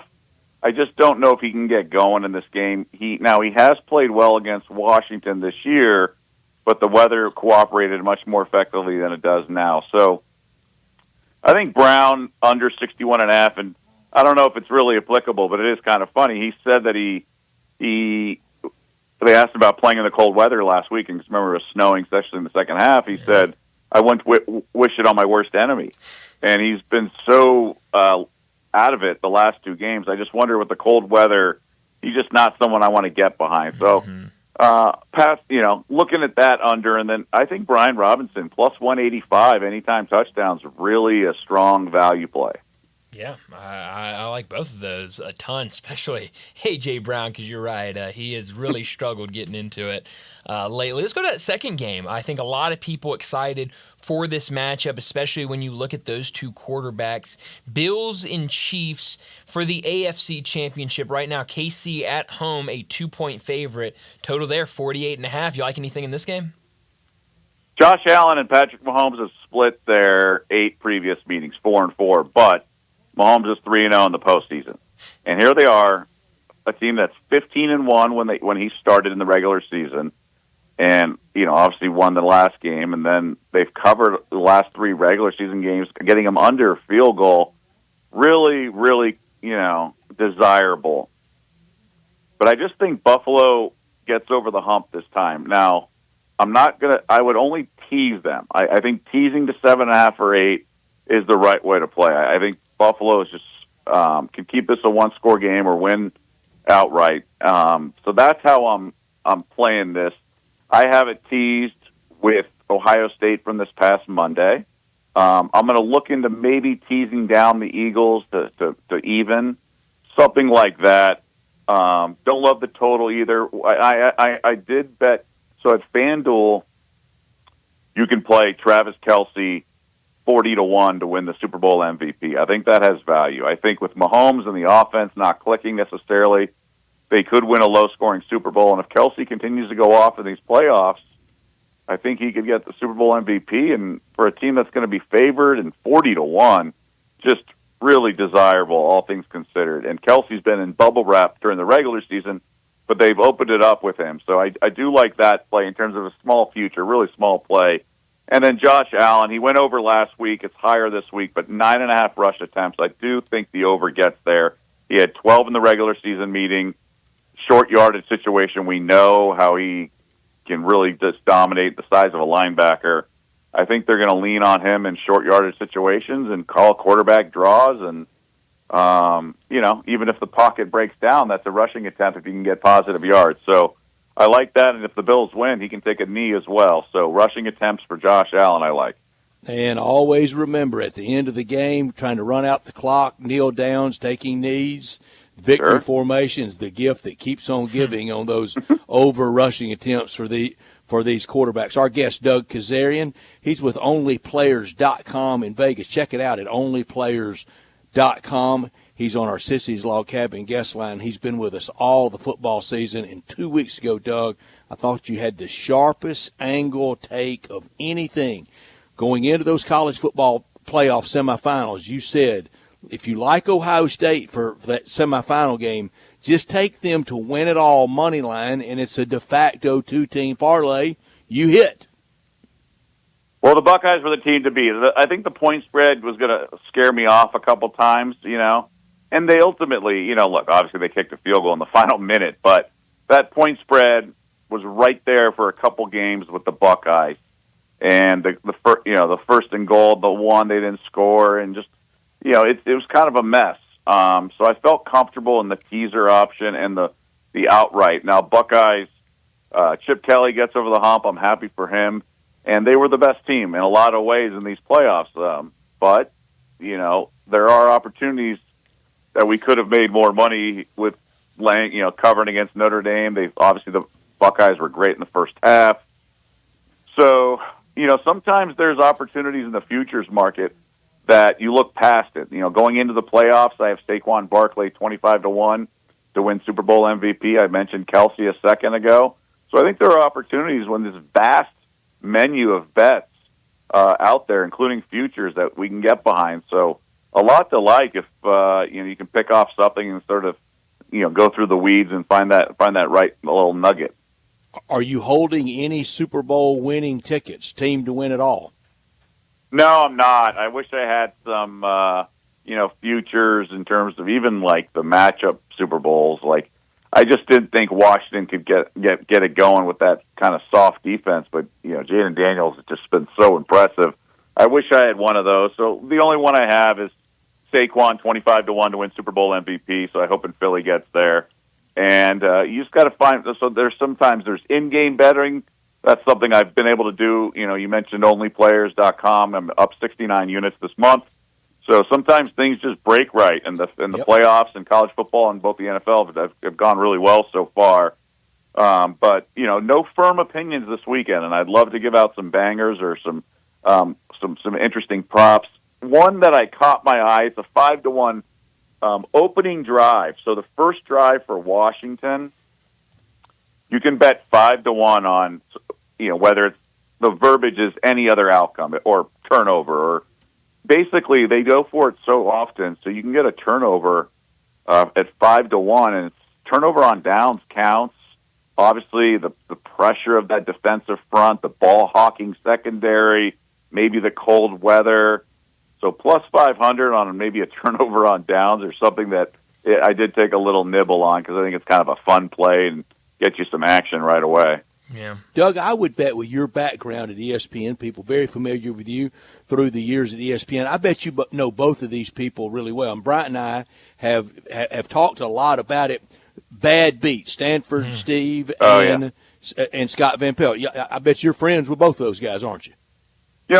Steve and I obviously worked a little bit more closely, just given daily wager and things like that. And Scott's always been great to me.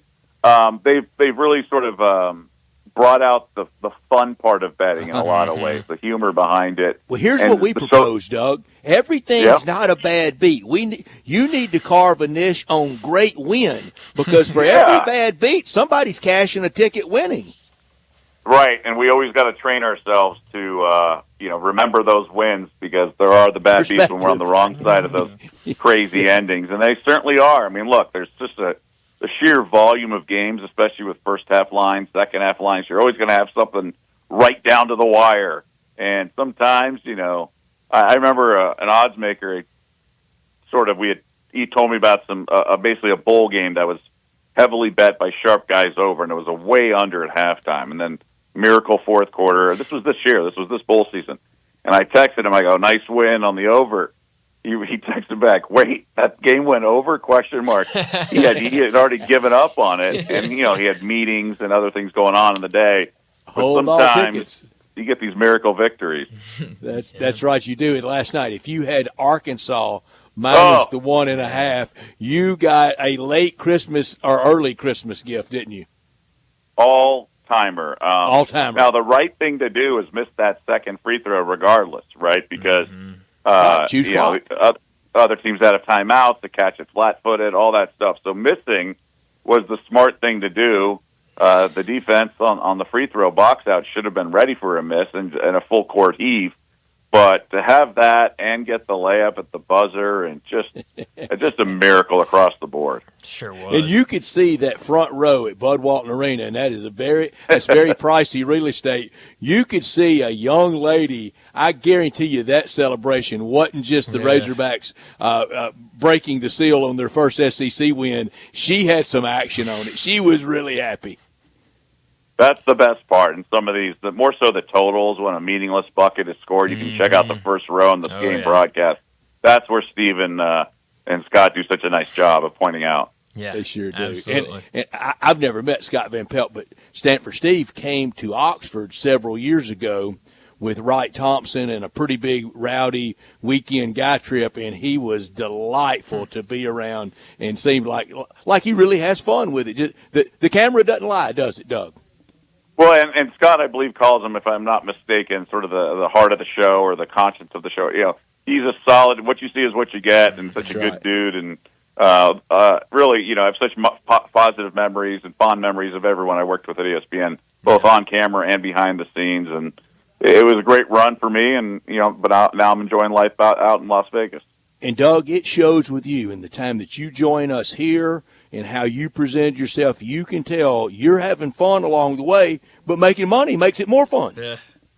We're trying. So I have a column today in the New York Post. It basically says, with the popularity increasing of betting, all the prop bets and the menus and all this, yes, the house gets the vig, but we get to pick off the wagers, and we got to hopefully find the ones where the odds makers just don't have time to catch up on everything. So it's laborious and it takes time, but we should be able to get some good angles. Just depending on how things break, but usually that's the right way to go. Doug, before we let you go, I want to get your thoughts on the NBA slate tonight. An 8-game slate today, but one game already took place in Paris. The Spurs, a 140-110 win over the Pacers. Is there anything you like tonight in the NBA? So I think the Thunder open up a can on the Mavs. It's just one of those things where it's revenge spot. I think Dallas left everything out there on the court with last night's game that came down to the end. And I think the Thunder were just messing around with the Jazz. They were 16.5-point favorites. Things got a little hairy, I guess, in the fourth. But I think this is the game that OKC wants. And they're young. They can go back-to-back and play and all that stuff. So I think it's going to be a really good opportunity to back the Thunder. It's a big number, 12.5. I get it. But I think they blow out the Mavs. I think it's just a really tough ask for a shorthanded Dallas squad. Already down Luka. Already down Derek Lively. That's the game I have circled. I think it's a beatdown. Well, we're a little burned around here with that 12.5 number. The Grizzlies were 12.5 last night and led by 30. It felt like all another night bad beat to come up ever so close, agonizingly short with the hook. And they were up like 1 million. So to be up that and have everybody that, counted it. Yeah, that was a tough one for sure. Now, what's funny is it could have gone even lower. I had a Nick Smith, the Arkansas product, over his points prop, and he shot a 3 in about 25 seconds to go, and I needed that one. So I wasn't even involved in the side. So we both we both took one on the chin there. Is there any player props you like tonight in the NBA? So part of that New York Post article I wrote is Denny Avdia. He starts for Portland. So if you guys remember, a couple of weeks ago, we talked about Julius Randle under 1.5 threes.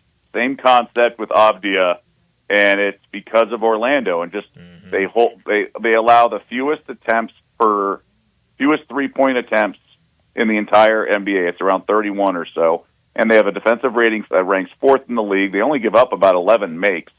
So I think they're holding the certain opponents under their season total. So I think Avdia is the guy we want to single out for the exact same reason we did Julius Randle a couple weeks ago. So Avdia under 1.5. Now he'll get his looks. He'll have about 4 looks or so. But I think under's the right way, just because it's purely math. So I want to play the under there. I like it, Doug. As always, thanks so much for joining us. We'll do it again next week. You got it, fellas. Good luck to everyone this weekend. Right back Thank at you, Doug. Thanks. Thank you so much. Doug Kazarian joining us from OnlyPlayers.com out in Vegas. Joins us every week to give us some plays for the weekend. Couple plays on both the NFL games and a couple in NBA as well.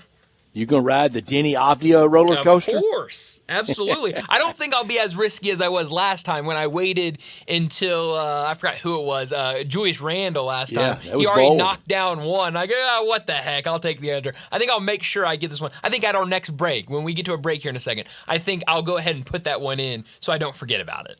If that Arkansas game doesn't make bad beats with SVP and Stanford Steve, then quit the segment. They need to unplug. That was the one of all time. I've told you before, Brett, that when I was in college and doing work for the school radio station, we would sit right there kind of at the end of the media table. And so I was right there. My back had people sitting behind me. And almost every game, there was this group of guys that came to every game, and they would slowly make their way down closer to the court towards the end of every game. And every single timeout, they would be yelling, I need more baskets! Shoot it! I don't care the deficit! I need the total! I need it over! And it was a good time every game trying to hear what they had on this game and what they needed to happen in the final minute and a half of a game.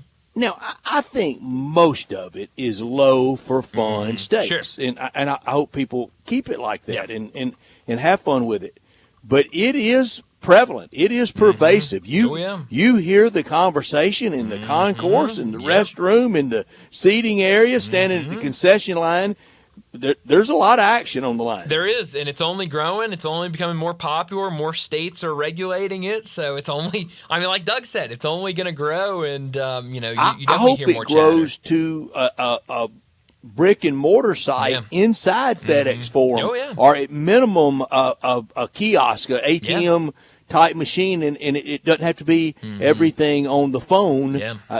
Because I know it's so easy on the phone, but for some people, they might want to go to a brick and mortar site. Yeah, and they've got I think they have a great area for it. I mean, they opened that little sports bar area a couple of years ago inside FedEx Forum. I know it's has a sports book sponsor with it. So, do something with that. And, if it ever gets regulated, I think that'd be a great opportunity. Coming up is the Phoenix Open, the Waste Management Phoenix Open, and they have a brick and mortar right there on the. I love it, and they say it's packed. I believe it. How rowdy that event gets, I believe it. I believe a long line to try to get some. We need that at the FedEx St. Jude Championship. I would love that. And again, the proviso, if that's not for you, or you don't think you can handle it, walk right past it and don't stop. Exactly. Yes. I mean, there's things for everybody. There's things that aren't for everybody. I quit drinking. I drive by liquor stores very successfully. Very, very successfully. Your car doesn't automatically turn into the parking lot. It doesn't. No. How soap opera depicts everybody that quit drinking is not accurate. That's right. Real life, much different from soap opera. Very different. Yes. Well,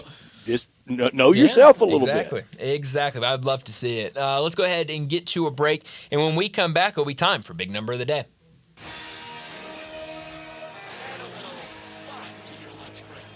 Join John Radio for Sports56 Happy Hour from 11 to 1 every weekday on Sports 56 and 98.5 FM. Hey folks, no time to wait. It's here, the 36th annual January sale going on now at Sunrise Buick GMC of Wolf Case. Didn't get what you wanted for the holidays? That's okay. Now's the time to take care of you. Are you 100% happy with your non-89? Now's the time to get you a new ride. Huge rebates, big discounts, low interest rates, and Sunrise divorce, low pay, just no credit. It's all okay at Sunrise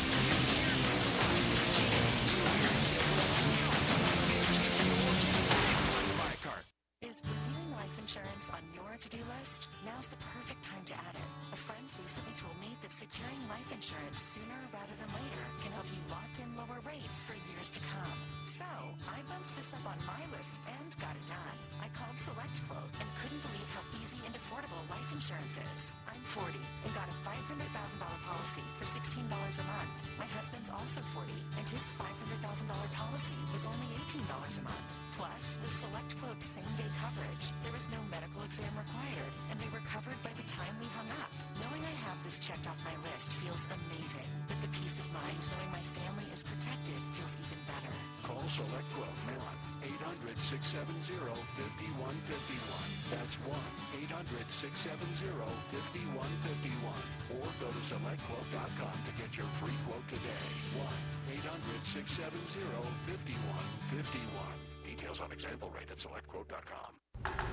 Grizz Nation, it's time to get loud for your Memphis Grizzlies tomorrow at 7 p.m. when they host the New Orleans Pelicans. Arrive early. First 5,000 will receive a Memphis Sounds record player car air freshener. Secure your tickets today at Grizzlies.com. Sportstime on Sports 56 and 95 FM. Once again, Records Ruby and Ryan Davis.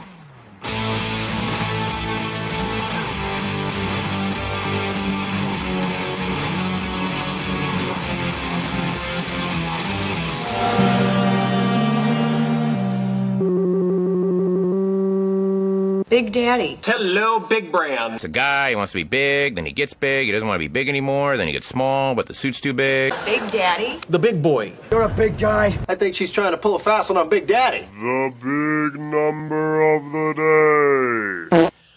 My big number today is the number 8. Ichiro Suzuki had 200 or more hits, 100 or more runs scored, and 30 or more stolen bases in each of his first 8 MLB seasons. No other player in Major League Baseball history had more than 6 total seasons reaching each of those marks in their MLB career.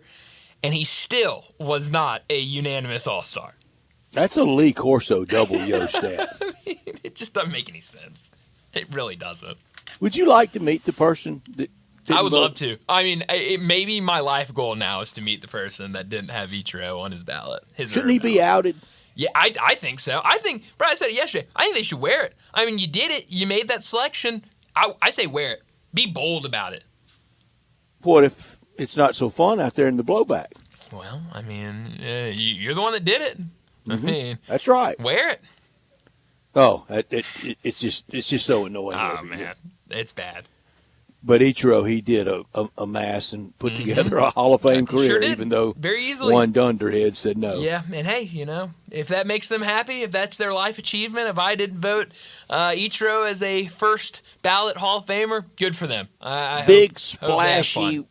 splashy Wall Street Journal story today on the value, and I need to read deeper on how they come up with this, but the value of every college football program. Here's the SEC, and my big number is $1.897 billion. Let's call it $2 billion. That's the number one value of SEC, and that's Texas. Second, and they are second in the country to Ohio State. Wow. Second in the SEC is Georgia. Third, LSU. Fourth, Tennessee. Fifth, Texas A&M. Sixth, Oklahoma at almost $900 million. Wow. Then Alabama, Auburn, Florida, Arkansas at $616 million. They're 19th overall. And then Ole Miss at $411. South Carolina, $312 million. Kentucky, $202. Mississippi State, $197. Mizzou, $168. Vanderbilt, $112 million. I'm trying to find the Tigers, and I can't. I'm trying to find the value of the Tigers. Interesting. I'm kind of with you. I want to know more about how they got to these numbers. I would imagine TV rights fees play a big role. Certainly. Huh. And, of course, to get to the Tigers is a pay window. Oh, of course. I'm sorry. I'm sorry to do that to the listeners. No, that's strange, though. To try to get there. Yeah, that's weird. And shocker, I ain't paying. No. I will not be paying either. But I guess if you want to know bad enough where Memphis is, then you can get paid. I'm not paying. I can tell you that right now. But that is. I didn't know it was leading to that when I got into the. keep hitting it. Well, hey, it's one of those. Everything has a paywall now, Brett. I mean, it's very rare to find something that doesn't. And have I understand a paywall. that. Of course, it's annoying, but I get it. I mean, you got to make your money, so. I would imagine stadium value, but I wonder how you decide that because.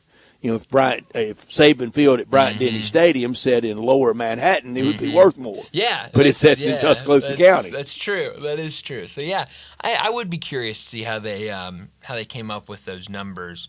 But that is. I probably should have done a little more research on this. No. So I swung and missed on this one. Well, I mean, it's still a good number. I mean, it's an interesting. That's two gigantic misses, Dave. Talking about the NCAA men's selection committee. You were able to find that information. Yeah. We can't find this information. Probably should have had it at the ready before I opened up that line of questioning. Yeah, Brett, you win some. Please you lose forgive. some. Yeah. Yeah. I mean, please forgive. If that's the worst thing you did today, I think it's a pretty good day. Darn, I was batting 1,000 for 2025 until today, Brian. Yes, but hey, and ruined it today. That's right. I'd say 23 days of perfection is pretty good. It's pretty good. It's really good. And so now down a couple pegs, but that's okay. Yeah. 3 out of 10 gets you to Cooperstown. So, can't bat 1,000 after you have that first not hit. Definitely can't. You just got to, wipe it clean, new page, and just say you're going to be better tomorrow. That's all we can really hope for. Let's go ahead and get to another break. When we come back, we got to talk Tigers. About an hour until they tip off against Wichita State downtown at FedEx Forum. Greg Gaston, he joins us every week to talk Tigers. We'll recap what happened last week, the loss on the road against Temple, the win on the road against Charlotte. We'll preview tonight's matchup against Wichita State. We'll do all of that next with Greg Gaston.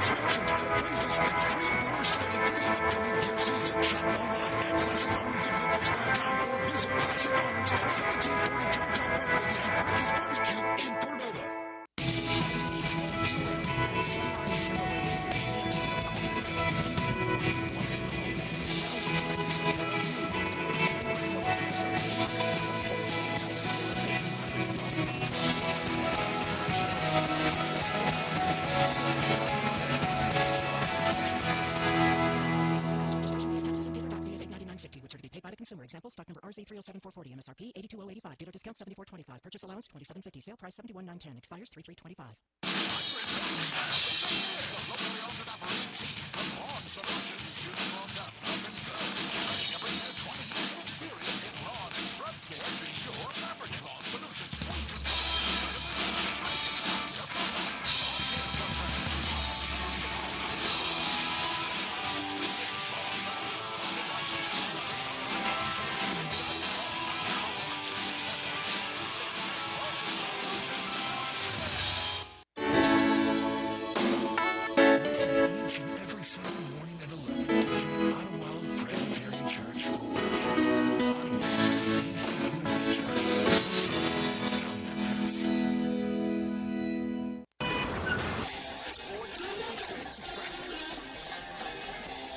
.240 westbound, right near Lamar. Traffic's been a little bit slow in that area, but it's really starting to bog down with that heavy traffic volume at times there on 240 eastbound, approaching Mill Branch as you make that drive now on 240 all the way over to 385, getting onto Bill Morris Parkway, going outbound out towards Collierville. That's really starting to crank up.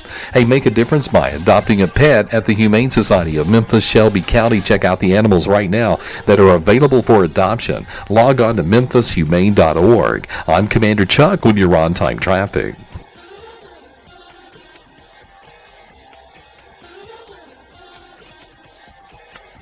This is original sports station. We are Sports 56, WHBQ Memphis, and W253DF Memphis. Now, back to Sports Time on Sports 56 and 98.5 FM. This hour brought to you by Jaguar Land Rover Bluff City. Once again, You say you stand by your man. Tell me something I don't understand. You said you loved me, and that's a fact. And then you left me, said you felt trapped. Welcome back into Sports Time. Bryant and Brett with you in our Family Leisure Studios as we start our third and final hour. And joining us now to talk some Tigers, Greg Gaston. He joins us every week to talk the Tigers. You can listen to him every single morning on Sports 56 Mornings with Greg and Eli.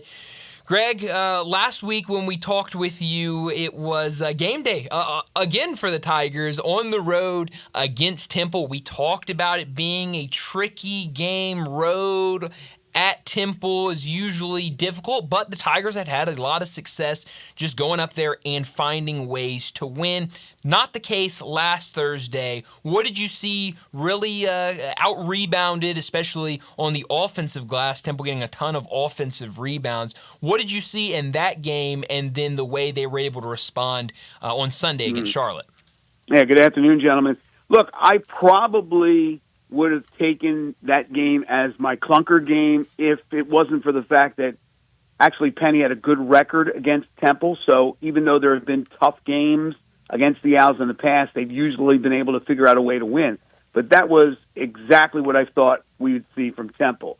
Physical, defensive-oriented, getting rebounds, not a great offensive team, but when you start to make shots early, you gain the confidence, and that's exactly what they did. And Memphis had one of those nights. It was coming. It was one of these games that they were, and you hope it's only one.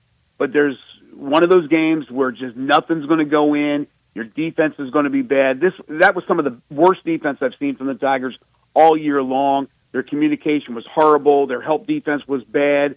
They weren't able to do the right things when they switched on defense. They left guys wide open on the wings. And then the rebounding was atrocious, absolutely atrocious. So, yeah, it was. I didn't expect it to be that bad. I wasn't shocked that they lost the game in Philadelphia, and they'll get a chance for a little revenge against the Owls later on in the season. But it's a loss that was a quadrant 2 on the road. It's not a killer, but if you look at all the bracketologists out there, it did drop Memphis at least a line, in some cases too. But you can live with a lone loss at Temple, can't you? No question about it. No question about it. It depends on if the spirals from that performance. Mm-hmm. They came back. They played okay against Charlotte. They had them down. They should have put their foot on their throats. They weren't able to do it, and Charlotte battled back to make it at least respectable. Memphis, you never thought for a second they were losing that game, but it ended up being a single-digit result. And while that on the surface is no big deal, hey, it's a road win. You won by 9, whatever it was. But we know with the metrics, especially with the net, that margin of victory is a key factor, and you would have loved to have won that one by 25 as opposed to just winning by single digits. Yeah, absolutely. Well, you said, a loss on the road at Temple is fine. What about a home loss to either Wichita State or UAB this week? Home losses are bad, and in particular with these two teams, even though I think UAB is a pretty good team despite the net and despite the start they got off to, I think that one is going to be a challenge. Tonight, they should roll. If they don't roll and they lose this game, then we got problems in River City. That is not what I foresee in my crystal ball. I think this is a team that matches up perfectly for the Tigers. They like to run, but they are bad. They're bad offensively. They're okay rebounding, but they're not a big team. So they are the one team in the conference that's actually smaller than Memphis. Everybody else is actually larger than Memphis. So I think tonight should be a good night for Memphis. It's not quite a bounce back because they won in Charlotte, but the performance in the second half was left a little something to be desired. So I expect them tonight to go out there. It's a big number. It's 13.5, but I wouldn't be surprised, even though they don't cover a lot of games, if they covered this one, won it comfortably, and then we'll see what happens on Sunday, because that, I think, is going to be the true battle. What they can't be doing is looking ahead to UAB. And by now, I think it's been ingrained in their brains how important every one of these games is and how these teams get up for every one of these games, whether they're on the road or even at home. So, and you have the Colby Rogers factor going up against his former team at Wichita State. So I would be really surprised, guys, if they don't go out there and play really good basketball tonight. Greg, I was getting ready to ask you who's got to pick it up. And then I thought, no, I'm going to ask him who should pick it up more, players or coaches. But I'm not doing that to Penny Hardaway. That was not on him last week.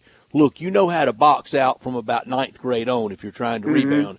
And you always, the old saying, you always can carry your defense with you. It can travel. Your shot may not, but your defense can. That was not on him. So I'm going to go to players. Who's got to pick it up? Well, I think Musa has to play like a monster every game, like he did against Ole Miss. He's the biggest dude out there on the court for the most part. You should have dominate this league. Yes. You got to use that physique. I mean, the guy's like Mr. Universe when you look at him, but sometimes he plays like Mr. Softy. This guy has to be out there dominating, rebounding the basketball, intimidating opponents, blocking shots, altering shots. I mean, he's a kid. Look, Dame Danger has some deficiencies on defense. He's not the biggest guy in the world, yet he had a pretty good rebounding game on Sunday. He is the offensive spark from the bigs. So he is certainly a guy that I think will help on the offensive end, on the defensive end. I'm not going to sit here and say he's a liability, but he's not what Musa Cisse is. Musa Cisse is the former Big 12 Defensive Player of the Year, for goodness sakes. He has to be that guy out there doing that all the time. Yes, the guards have to rebound well. A lot of pressure on the guards. Jourdain has to play really well, and he's a little bit inconsistent, but most of the time he's hustling his tail off. It's Cisse. The answer is Cisse. In Temple, Barack Okogie logged 8 minutes, didn't take a shot, grabbed a rebound. But then in the most recent game against Charlotte, he did not play. Penny was asked after the game why he didn't play, and he basically said it was the coach's decision not to play him. What do you make of Barack Okogie not logging any minutes against Charlotte? I got no problem if that's what Penny wants to do. Okogie is a pretty good perimeter defender. Sometimes he plays too aggressively and gets fouls. He is not a good offensive player. They found that guy in Dante Harris. Dante Harris is just a better player, and if he's going to take away his minutes, so be it. I don't think this is going to be any type of distraction like we had last year with the addition of Naquan Tomlin, who certainly took away minutes from some players. I hope that Okogie understands the situation. I wouldn't be surprised if he plays. I don't think he's sitting him on the bench for the rest of the season. I just think Harris has moved ahead of Okogie because he's a more well-rounded player. Earlier, Bryant made the very smart point about the Tigers owing Wichita State for that game that bounced them from Dickies Arena in the AAC tournament last March, and it led to the firestorm of criticism and unease and discontent and unhappiness around here. But here's the odd thing about this modern college sports. Only Penny Hardaway and Jourdain were part of that. The Tigers have a primary piece tonight that was part of administering the pain. That's going to happen a lot. It's Yeah. going to happen a lot with these rosters, the ever-changing rosters. But Penny's the one who was asked that question and answered it. He remembers that. It's in the back of his mind. So you're right, Brett. Even though it's a completely different team for the most part, I mean, he was part of it. He remembers it. He wants a little revenge. But it's not just the team that knocked him out of the conference tournament at Dickies Arena. They were already a reeling program. They already had some huge losses that were shocking in the conference. They owe a lot of teams something from last year. They owe paybacks to a lot of different teams. And for them, hopefully, it starts tonight. Yeah. It's a little bit of a revenge tour. Tulane, for sure. Got to end that down there. Rice speaks for itself from last year. And UAB. Well, look, I've said it before on your show. I've said it on my show. I'm looking at before the conference started, the conference play started. Couple of losses. The clunker, you remember I use that word all the time. The one clunker, split with UAB, because I think that may happen, and that's it. After that, now you start to accumulate a third or a fourth loss. You're going down to where you don't want to be. 8-9, maybe 7-10. You don't want to be down there. You want to be right now where you are, whether it's a 5, whether it's maybe a 4 if you go on a run, 6 more than likely. That's where you want to be. So these games are absolutely pivotal. Like I said, I think there's one more loss coming. If there's more than that, it's not going to be doomsday, meaning they're not going to get to the tournament unless they go kaput like last year, which I don't see that happening. But it's going to be very penal when it comes to the seed line.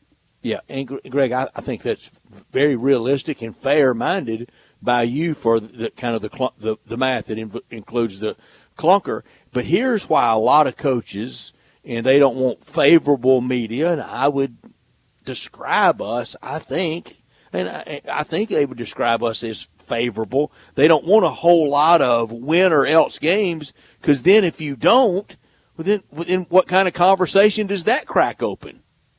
Right, and that's why I said there's a lot of wiggle room for the tournament because they did some great stuff.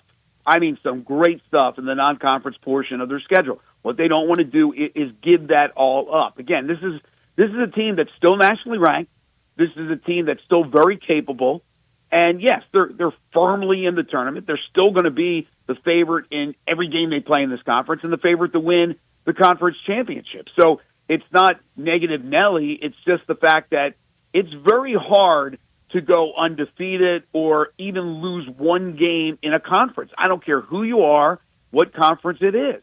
But they're going to have to try their best because they get penalized being in this conference more than a lot of the conferences out there and the teams in those conferences. The SEC, there's no comparisons. Like they're playing two different brands of basketball, except Memphis can play with some of those teams. They've already proven that in the SEC. It's just that when you lose a game in the SEC, you're not going to get knocked over the head with that loss. Whereas with Memphis, unfortunately, that's going to happen in this conference. So take it the way anybody wants to take it. We know that there's more pressure on Memphis because of the conference they play in. Mm-hmm. Yeah, in that conference tonight, the game will be on ESPN2. The next time, when's the next time you get a game? The Rice game? I see ESPN Plus. My next game is the Tulsa game. Mm-hmm. That'll be fun. Tulsa. Yeah, that's my next. I have two more. I have two more Gotcha. TV games for the men. I have two more women's games coming up. In fact, next Wednesday, I have like 4 games between the men and the women in about a 2-week period before that's it for basketball, and I get ready for baseball. Yeah. Greg, you should get some of these ESPN games when they come to town. As tight as I know, everybody's money it is out there. Budgets are really constrained in everything across broadcasting. Instead of flying somebody in from wherever at the standard rate of about $600 in a hotel room, you ought to be doing these games. Well, here's the interesting thing, and you know my career, and other people out there may know my career.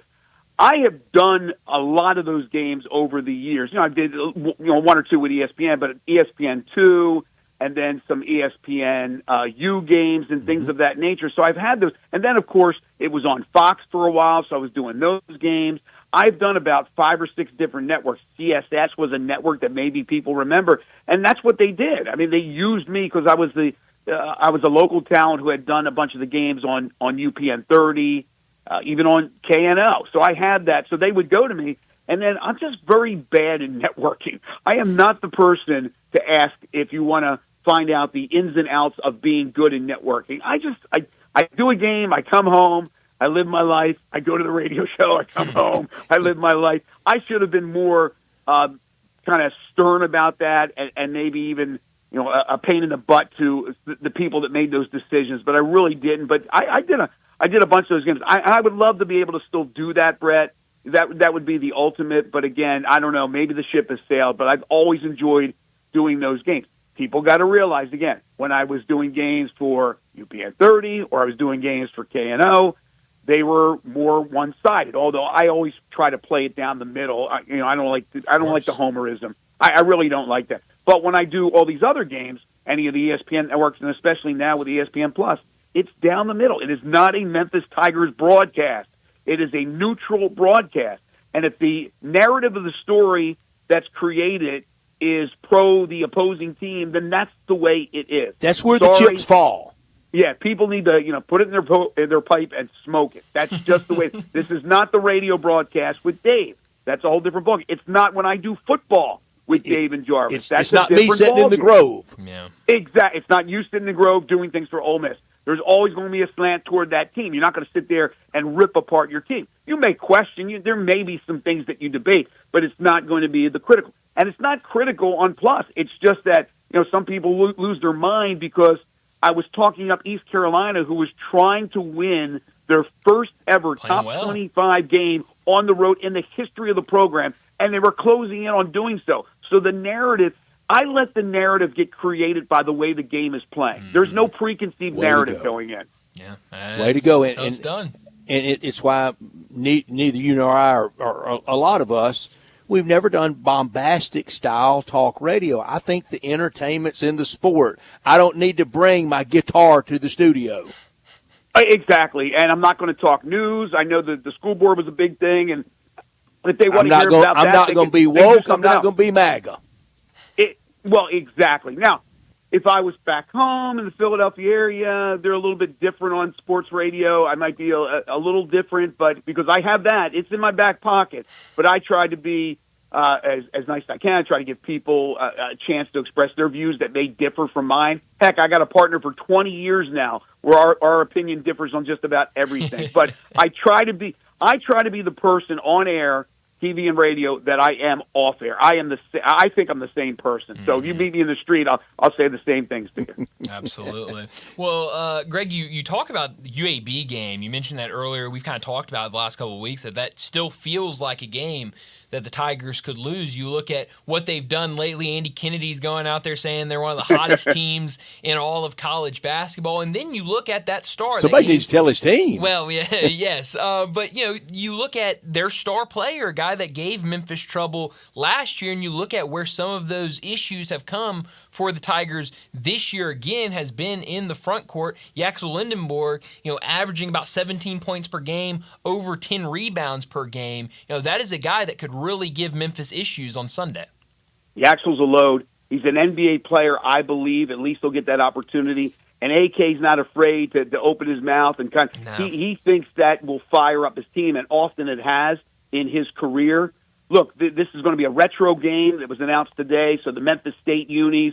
Memphis knows how big this game is, and the same will happen when they reciprocate down in Birmingham against UAB. It's one of the rare rivalries we have in this league, and it's one that was resurrected because they weren't playing in the same league for a while. But now that they are, it's being recreated. And yes, they're going to run into a team that actually has some real physical guys and some bigs. Look, it's uncharacteristic to see AK's teams fall apart, but there were games where they were in total control, and for whatever reason, they absolutely fell apart. So I don't know, but I expect these two games when Memphis plays UAB Sunday and when they play them in Birmingham to be wars. That's what I expect. I'll be very surprised if you see it lopsided, especially in Memphis' favor. I just don't see that. I guess for Tigers fans, if you see that, you should be very, very excited about it because Memphis has stepped up. They've played big-time caliber competition much better than UAB, and they've slayed the Dragons. So they'll be up for this game. And I just think the bigs, when teams have bigs that are physical and also can play on the offensive side, meaning scoring the basketball, that presents an issue for the Memphis bigs, also presents an issue of possibly getting into foul trouble, which we have seen before. I think Sunday is going to be a fun game. It's going to be a war, hopefully a huge crowd on Sunday for that one. Yeah. Do you think on Sunday that an appearance will be made by the Battle of the Bones?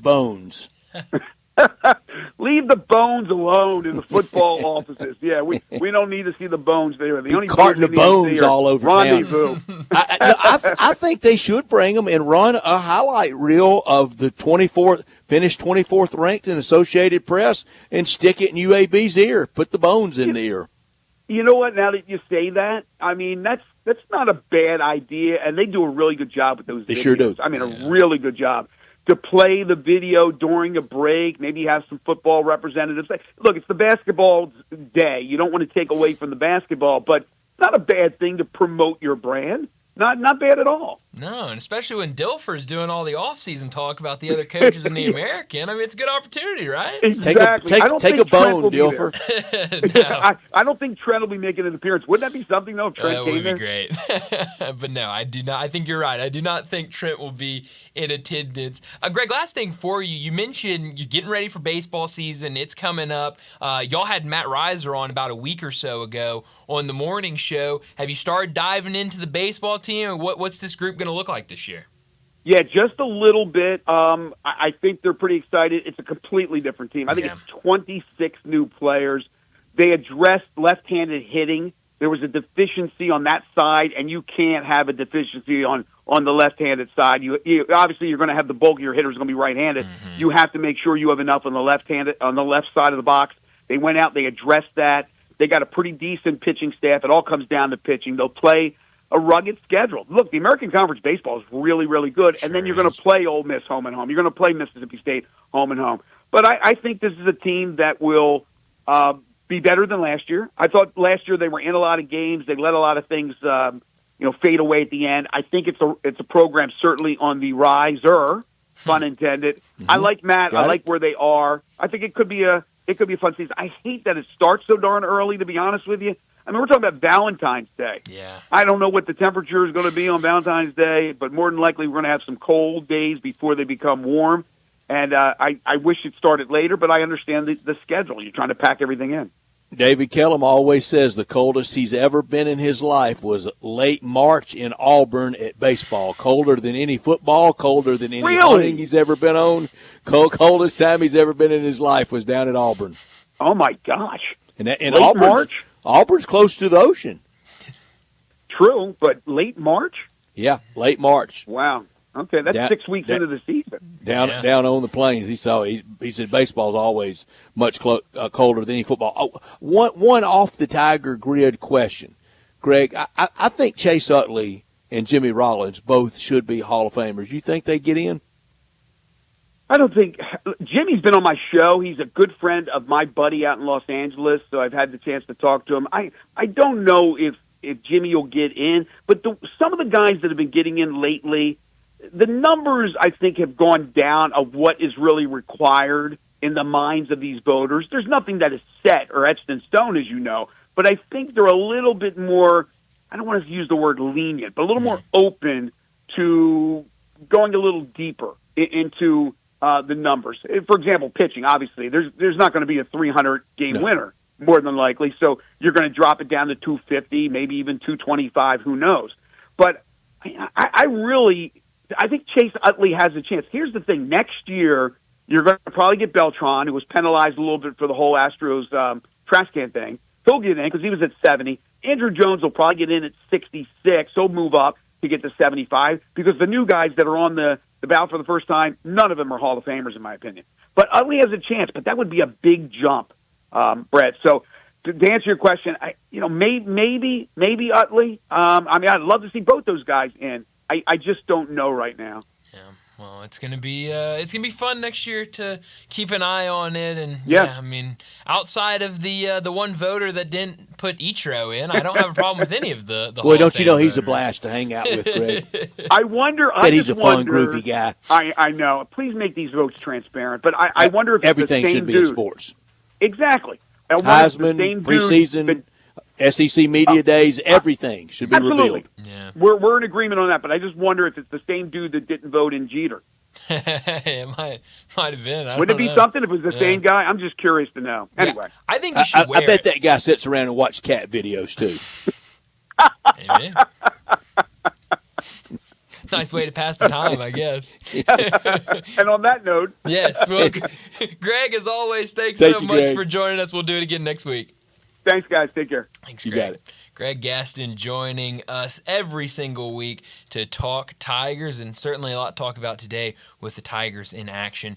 A game that starts in just about a little more than 30 minutes, so we're certainly getting close to game time. Before we get to a break, let me remind you of our 5 o'clock sponsor. It's Jaguar Land Rover Bluff City. Jaguar Bluff City has been the premier Jaguar dealership for the greater Memphis area since 1984, and their talented team is ready to help you find your next perfect vehicle at unbeatable rates. Swing by Jaguar Land Rover Bluff City today and check out the new 2025 models like the 2025 Range Rover Sport, the 2025 Range Rover Velar, and the 2025 Defender. Test drive the Range Rover Sport where luxury meets performance. It's a perfect mix of style, performance, and versatility with options ranging from 360 horsepower up to 635. It's also available as a plug-in hybrid electric vehicle with $7,500 federal tax credit when leased with approved credit. Take a look at the Range Rover Velar, powered by mild hybrid technology and enhanced with the latest well-being features and fully connected entertainment system. The Range Rover Velar is the ultimate luxury compact crossover. Purchase yours today and get special 4.4% for 72 months financing available with approved credit. Don't forget about the Defender, available in multiple models to fit your needs. The Defender is built for the modern explorer, and Jaguar Bluff City is offering special interest rates for 60 and 72 months on various models. Give them a call, 877-259-6169. Go online to jaguarbluffcity.com, but please go out there and test drive these beautiful vehicles. 6335 Wheel Cove, just off of Quince for Bluff City Jaguar. Well, let's get to a break, and when we return, we'll talk about what's trending. Join the voice of the Tigers, Dave Woloshin, for Wolo and Friends. Weekday mornings from 10 to 11 here on Sports 56 and 98.5 FM.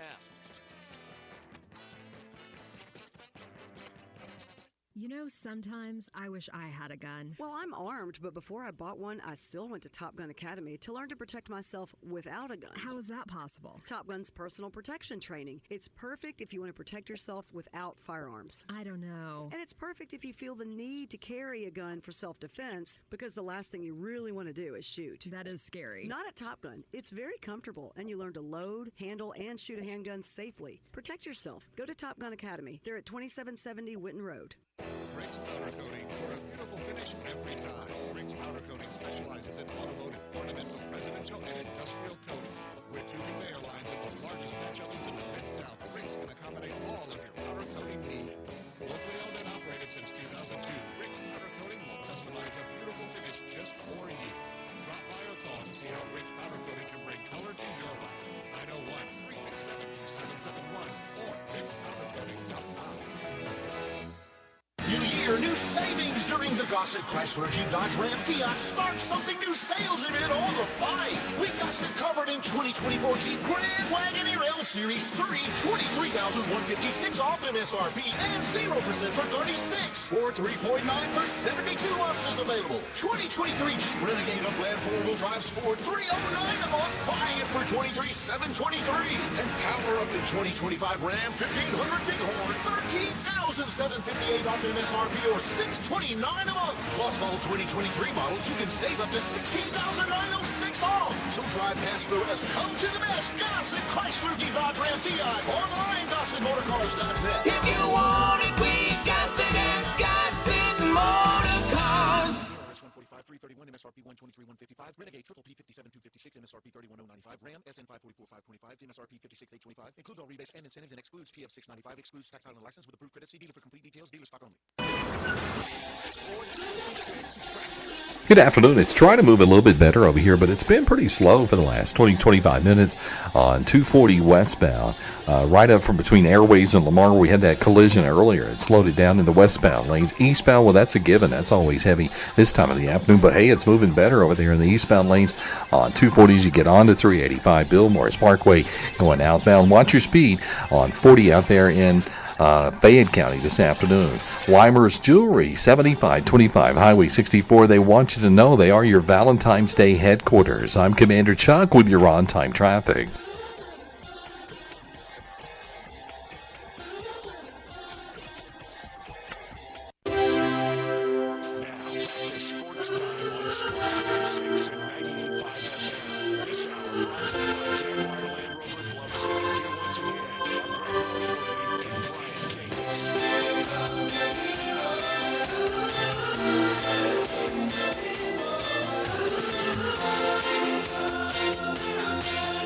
Welcome back into Sports Time. Bryant and Brett with you as we got about 30 minutes left in today's show, and we got to talk about what's trending. And what's trending today, let's go back in time a couple of weeks ago. There are a bunch of odds that have come out from random places saying that Jimmy Butler and his place to land after a trade, that Memphis has the best odds to land him. And a lot of people in Memphis had conversation about it. We talked about it a little bit, not much, because really locally there had not been much chatter about Jimmy Butler being somebody that the Grizzlies wanted to go out and trade for. So then that happens, and then one day Chris Haynes from Yahoo comes out and says Jimmy Butler does not want to play in Memphis. It all gets shut down. Nobody's talking about it anymore. And then the last couple of days, but it feels like that has started to pick back up. And then today on ESPN, I think it was Mark Spears that reported that Jimmy Butler is open to play anywhere, any team in the league. He will be fine playing there except for the Memphis Grizzlies. That any team that wants to trade for him, he's open to it except for the Memphis Grizzlies. So again, Memphis being shut down in the idea of a trade for Jimmy Butler. What did we do to him? That's a great question. I have no idea. I would love to know, why that is. I don't mind it because I didn't really want the Grizzlies to go out and trade for him anyway. But I just think that's very weird that all the teams in the NBA, you have somebody, because that came from his camp. You make sure it's put out there that I'll play anywhere, and I want to end my career wherever I get traded to, except for the Grizzlies. I don't want to play for them. Tonight I want to check out the book of Jimmy Butler in NBA championship parades and even in NBA championship winning teams. Yeah. It's going to be a really short read. Yeah, it's going to be it's not many chapters in that book, Brad. I think we're holding on zero, aren't we? I think so. Yeah, it'll be very a non-existent book. Great player. Where's ideal for him to go? Who does he really help? He helps a lot of people, but he helps a lot of people. He doesn't push Phoenix into the Western Conference Finals this year. I don't think so. I mean, they have way bigger issues than just getting a star player like Jimmy Butler. They have star players. Their biggest issue is inside, and that is getting them to play. Yeah, that's certainly the biggest one. Is how injuries have really hurt them. But they need a big man, and so I understand. When you have an opportunity to get a guy like Jimmy Butler, put all your chips in and go get him. But I don't think adding Jimmy Butler helps. We were talking about it a couple weeks ago. They're dead last. The Suns are dead last in the NBA in terms of points production by a center. Trading for Jimmy Butler is not going to help your inside presence, and they really don't have any inside presence this year. So what's the team? They land him, they can think about being in the NBA Finals. I really don't know. I mean, I don't either. And that's kind of a shame on me because I've only said it's going to be the Suns because that's what everyone is saying. Anybody you listen to is saying the Suns are going to do everything they can to go get Jimmy Butler. And so Clippers? He could help the Clippers. Clippers wouldn't be a bad fit. But haven't the Clippers kind of tried that a bunch of times? Yeah, oh no, they certainly have, and they've kind of they've fallen into the same trap as the Suns, where they go and get all-stars and they're never healthy and they can never play. Is he from Houston? I believe he is from Houston. Boy, he could make them really something. He could, but man, I don't know who you'd want to give up to get him and kind of sell out for that. Because that team right now, I mean, they don't need any help. They're playing great right now. Yeah, and that's not their future model. It's not suspend having the long game plan to go for it with him this year. And they've got so many good guards that I don't think you need. The Grizzlies are really like that. I'm whole steady. Yeah. Let's see what this team can do, because even with a deal made around the league, I don't think the Grizzlies are going to win it all this year. I don't even think they're going to get to the NBA Finals. Oklahoma feels like they have the kind of the first pass at that, but can get to the Western Conference Finals, and that's a great year. And this current team can do that. No, they definitely can. Yeah, I mean, it's kind of the same way we talk about the Memphis Tigers, right?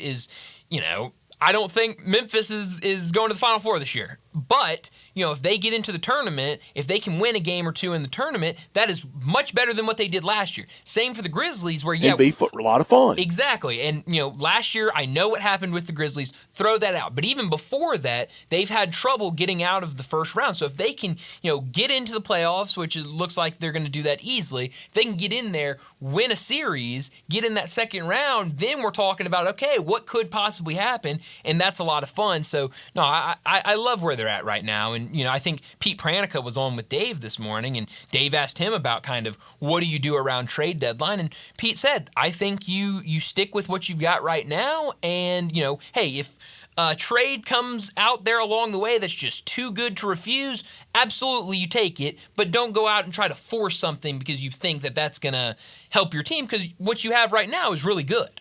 We know in sports, only one team wins it. But we also know you can have a great year and not be that one team that wins it. Yeah. No, we see it every year. And the Grizzlies to the Western Conference Finals, that's for sure does it. Yeah. Maybe even winning a thrilling first-round series and going 7 in the second. But I don't want to start lowering that bar. But for the Tigers, I'm still just get to the tournament. Anything past that is really special. Yeah, I'm with you. And I mean, you talk about teams that won it all or didn't win it all, but had really good seasons. That was a team that fit that mold last year was OKC. The year before they were kind of that, okay, maybe a plucky team, keep an eye on them. Last year they exploded. They don't get to the NBA Finals, but it's still a year where you go, that was a great season by the Thunder, and they have a ton to build off of. On the zero-sum game of win it or bust, last dance, were you surprised Bill Bender's team that it's really gnawing at them that they didn't do more was Ole Miss?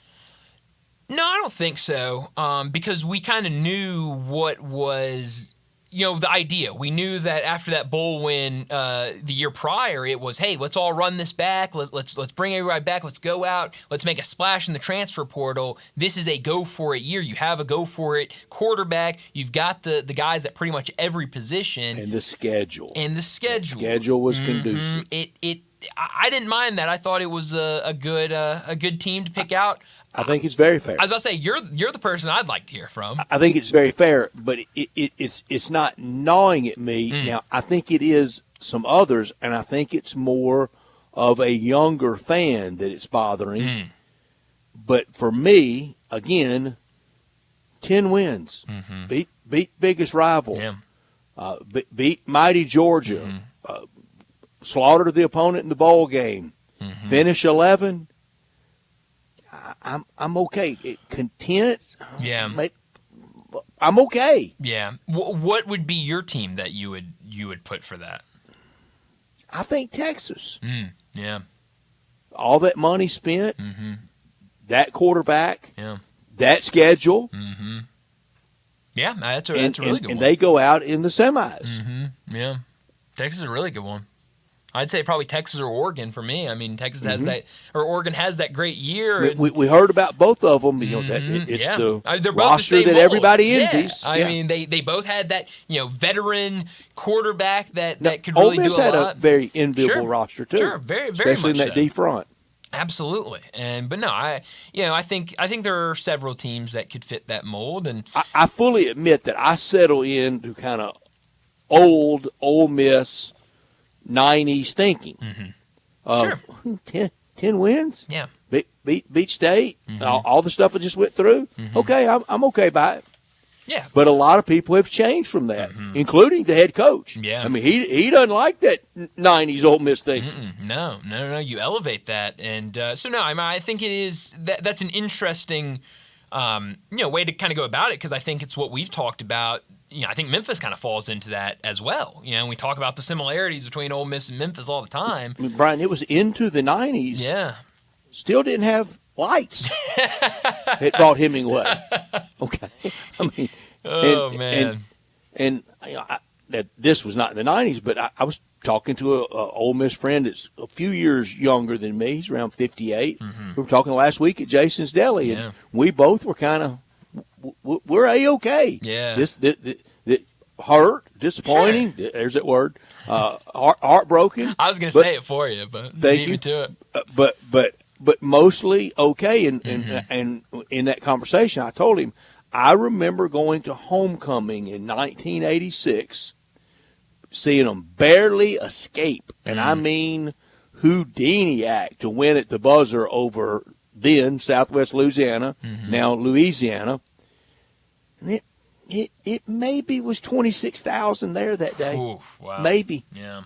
Now that 1986 is a long time ago now. Sure. But again, perspective, and I'm kind of thinking the old Miss. Yeah, no, and I mean, I think that's a fair way to view it, because I mean, you certainly have come a long way from where you were. But you're right. I mean, I think there's both camps. There's two sides of it. And I think a lot of younger people that did not live through that, did not see those struggles. They see all the shiny toys and say, "Let's go and win it." I didn't sleep a week after the LSU loss and the Florida loss for 3 or 4 nights. Yeah. I mean, woke up in the night despairing over it. Yeah, I mean, those were again. losses. I've said it on these airwaves. As close as I get over sports to being despondent. Yeah. Well, hey, it's not good for your sleep pattern when you're it's waking not. up in the middle of the night over a football game. And at my age, I wake up about every hour anyway, so might as well wake up mad. Well, I don't know about that. I think I would rather wake up happy. Or go back to bed mad. But I don't know anybody that wakes up in the middle of the night happy. Yeah. That's not true, though. I'll tell you what. When I wake up in the middle of the night and I think it's like, 6, 7 o'clock in the morning, and it's like 2 a.m., I'm thrilled. I can go back to sleep, get plenty more sleep. It's fantastic. There was a time in my life I was happy to wake up, but it wasn't waking up. It was coming to. Well, and so you take your wins when you can get them. Again, Brett, different eras. It's just things It change, sure I is. guess.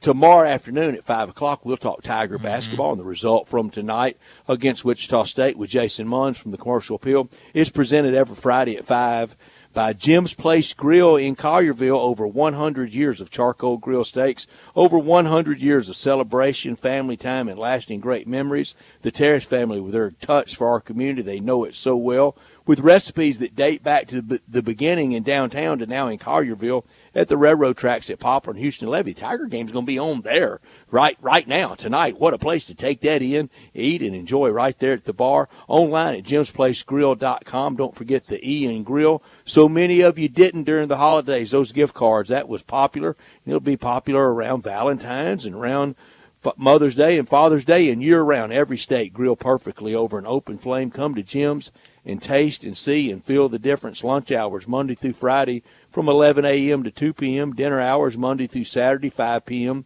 to 9:30 p.m. Since 1921, a Memphis landmark, a staple with hard work, values, and a dedication to their diners, the Terrace family.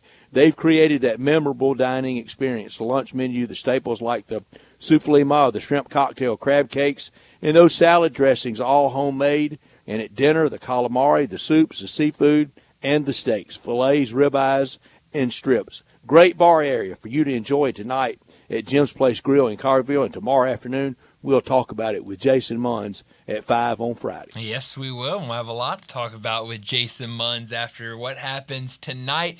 Game that tips off here in just about 15 minutes. Memphis and Wichita State Tigers back at FedEx Forum after back-to-back road conference games where they split, loss against Temple, a win over Charlotte. So we'll see what they do tonight. That game on ESPN2 at 6 o'clock. Let's go ahead and get to our final break of the day. When we return, we'll wrap up today's show with Crunch Time. Broadcasting from the Family Leisure Studio, we are Sports 56 and 98.5 FM.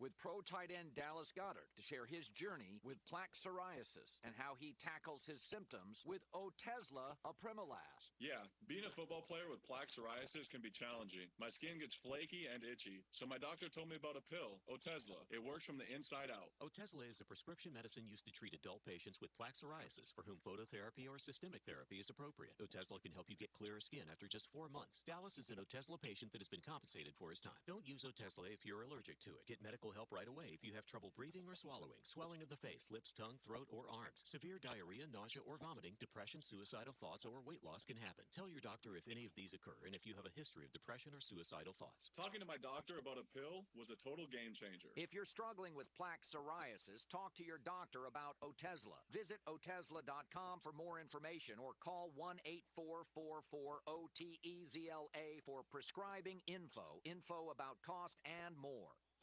Step up your wings game at East Coast Wings and Grill. With 60 wing flavors and 7 heat indexes, do you have what it takes to turn the heat on your wings up to insanity? East Coast Wings and Grill is family friendly with a large variety menu to satisfy the whole bunch. Sign up today for your loyalty program and chase the rewards. For every dollar you spend, you collect a point. Earn 100 points and receive a $5 reward. Next to Lowe's on Highway 64 in Marlin, come try America's best wings at East Coast Wings and Grill. Take your basketball skills to the next level at Shoot 360 Memphis. Shoot 360 is a revolutionary basketball training facility that combines cutting-edge technology with gamification and provides instant, objective feedback, hands-on, one-on-one expert coaching. And now, introducing Shoot 360 for you, a newly renovated 50,000 square foot facility with 2 NBA regulation-size courts, 3 high school-size courts, and 4 shooting bays with Shoot 360 technology. Memberships are now on a monthly basis. And you can become a member in both locations. Whether you're an aspiring young talent, NBA player, or looking for a unique workout, all skill levels are welcome at Shoot 360 Memphis to learn proper shooting and passing techniques, improve fundamentals, and gain a competitive edge while having fun. Shoot 360 Memphis now in Cordova and Collierville. Call them today at 901-779-3176. That's 901-779-3176. The future of basketball training is here. Shoot 360 Memphis. At Jason's Deli, when you're dining in or picking up curbside, you can expect wholesome food and no surprises, just delicious sandwiches, crisp salads, and quick quality meals made with the freshest ingredients and no artificial trans fats, MSG, high fructose corn syrup, or artificial colors and dyes. Around here, a lot of thought goes into what we put into our food and what we take out of it, because you're not just taking a bite, you're getting a taste of who we are. New items are constantly being created to expand our menu for all tastes and special diets with vegan and gluten-free options available. Convenience and on-time delivery you can count on. It's just a click away at jasonsdeli.com, so whether you need to feed 5 people or 5,000, the team at Jason's Deli, they have the credentials and the commitment to keep you satisfied. Freshness is nearby at Jason's Deli with locations at Ridgeway in the Park Place Center, Poplar and Highland, Germantown Road in Cordova, and on Goodman Road in Olive Branch. Jason's Deli. It's wholesome food and no surprises.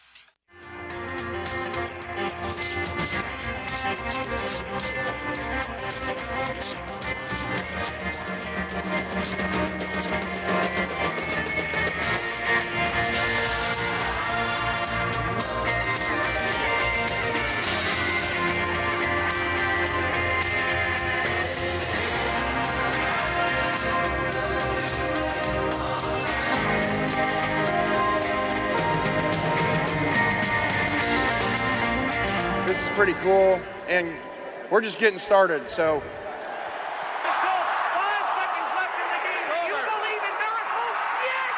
Spanning the globe. Go crazy, folks! Go crazy! This is for all the biggest crunch time. You are looking live. In your life have you seen anything like that? Goodbye! Hello, Haskell. It's obviously crunch time. Hammer, nail, coffin. This baby is over. Well, Brett, what I learned today is that TGL, tomorrow's golf league, the ratings are out for week 3, and as expected, they were down from the first 2 weeks. Week 1, the debut the debut game, 919,000 tuned in to watch it. Obviously, a lot of intrigue of what it would look like, how it would work, got a big rating. Week 2, 1 million people tuned in to watch Tiger Woods in his first appearance in TGL. Week 3, only 682,000 tuned in. That is down 32% from week 2. I figured week 1 get big hit. Week 2 with Tiger will get a big hit. But then week 3, no Tiger, 2 weeks in.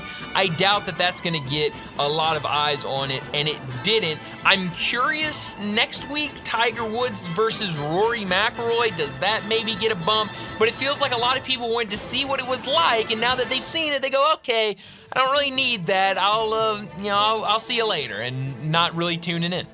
I didn't watch much of the tour either in that time, but I didn't watch any of that. Yeah, well, it's I don't think you're missing much, Brad. What I learned, Danny Hurley, he can't win enough for me to ever like him. He's intolerable. And a lot of these college basketball coaches, they're like that. It's they know they're sitting at the kiddie table in sports because they know what makes the money is college football. Yeah. But they have some giant egos, and you just couldn't make me want to spend 2 minutes around Cal, Cronin, Hurley, Patino, and a lot of them. Oh, man, Brett, this is a great question. Who out of those 3, Cal, Mick, and Dan, who would you spend 2 minutes with? Oh, boy.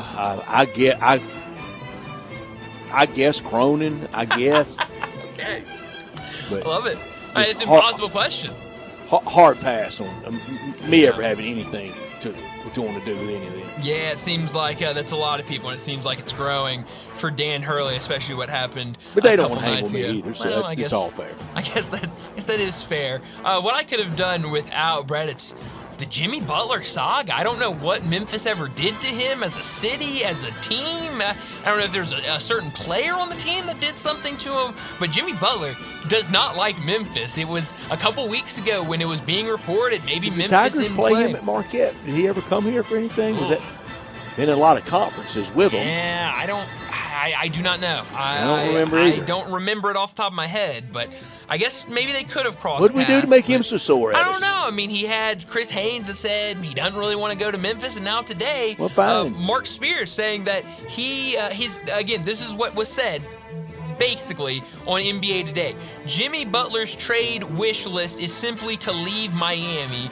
as long as he's not traded to Memphis. That is what Mark Spears said on NBA Today earlier this afternoon. Yeah, I don't think he's going to get a very warm welcome next time he is introduced at FedEx Forum. I could have done without that last 3 minutes last night for Ole Miss against Texas A&M. Just gave that game away.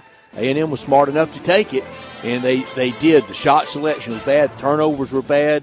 A&M fought all the way back, and that's one that's going to be a seed line affected loss. Yeah, it definitely is. I mean, pick your game in the SEC from last night that you could have done Brutal. without. I mean, all 3 of those games, we mentioned it earlier, but this came from Peter Burns. He tweeted this out, I saw earlier today, and we talked about it earlier, that the teams that lost 0-3 last night, those 3 teams led for 119 minutes and 14 seconds out of 120 total minutes between those 3 games. That was South Carolina, Ole Miss, and Georgia. That's good TV. It's really good TV, and it's what this conference is this year in the SEC. Where are you beaming tonight?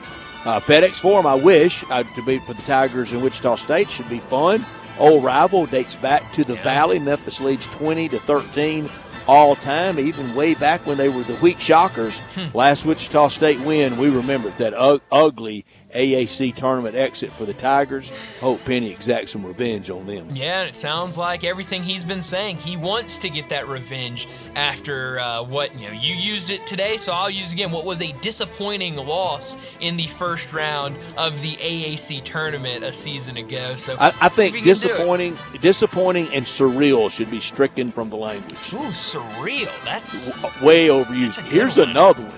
All the people that want to be striking these days. Yeah. Everybody's struck by something. Yeah. You notice that? No, you're right. Yeah. No. Ugh. I mean, hey, sometimes things hit you.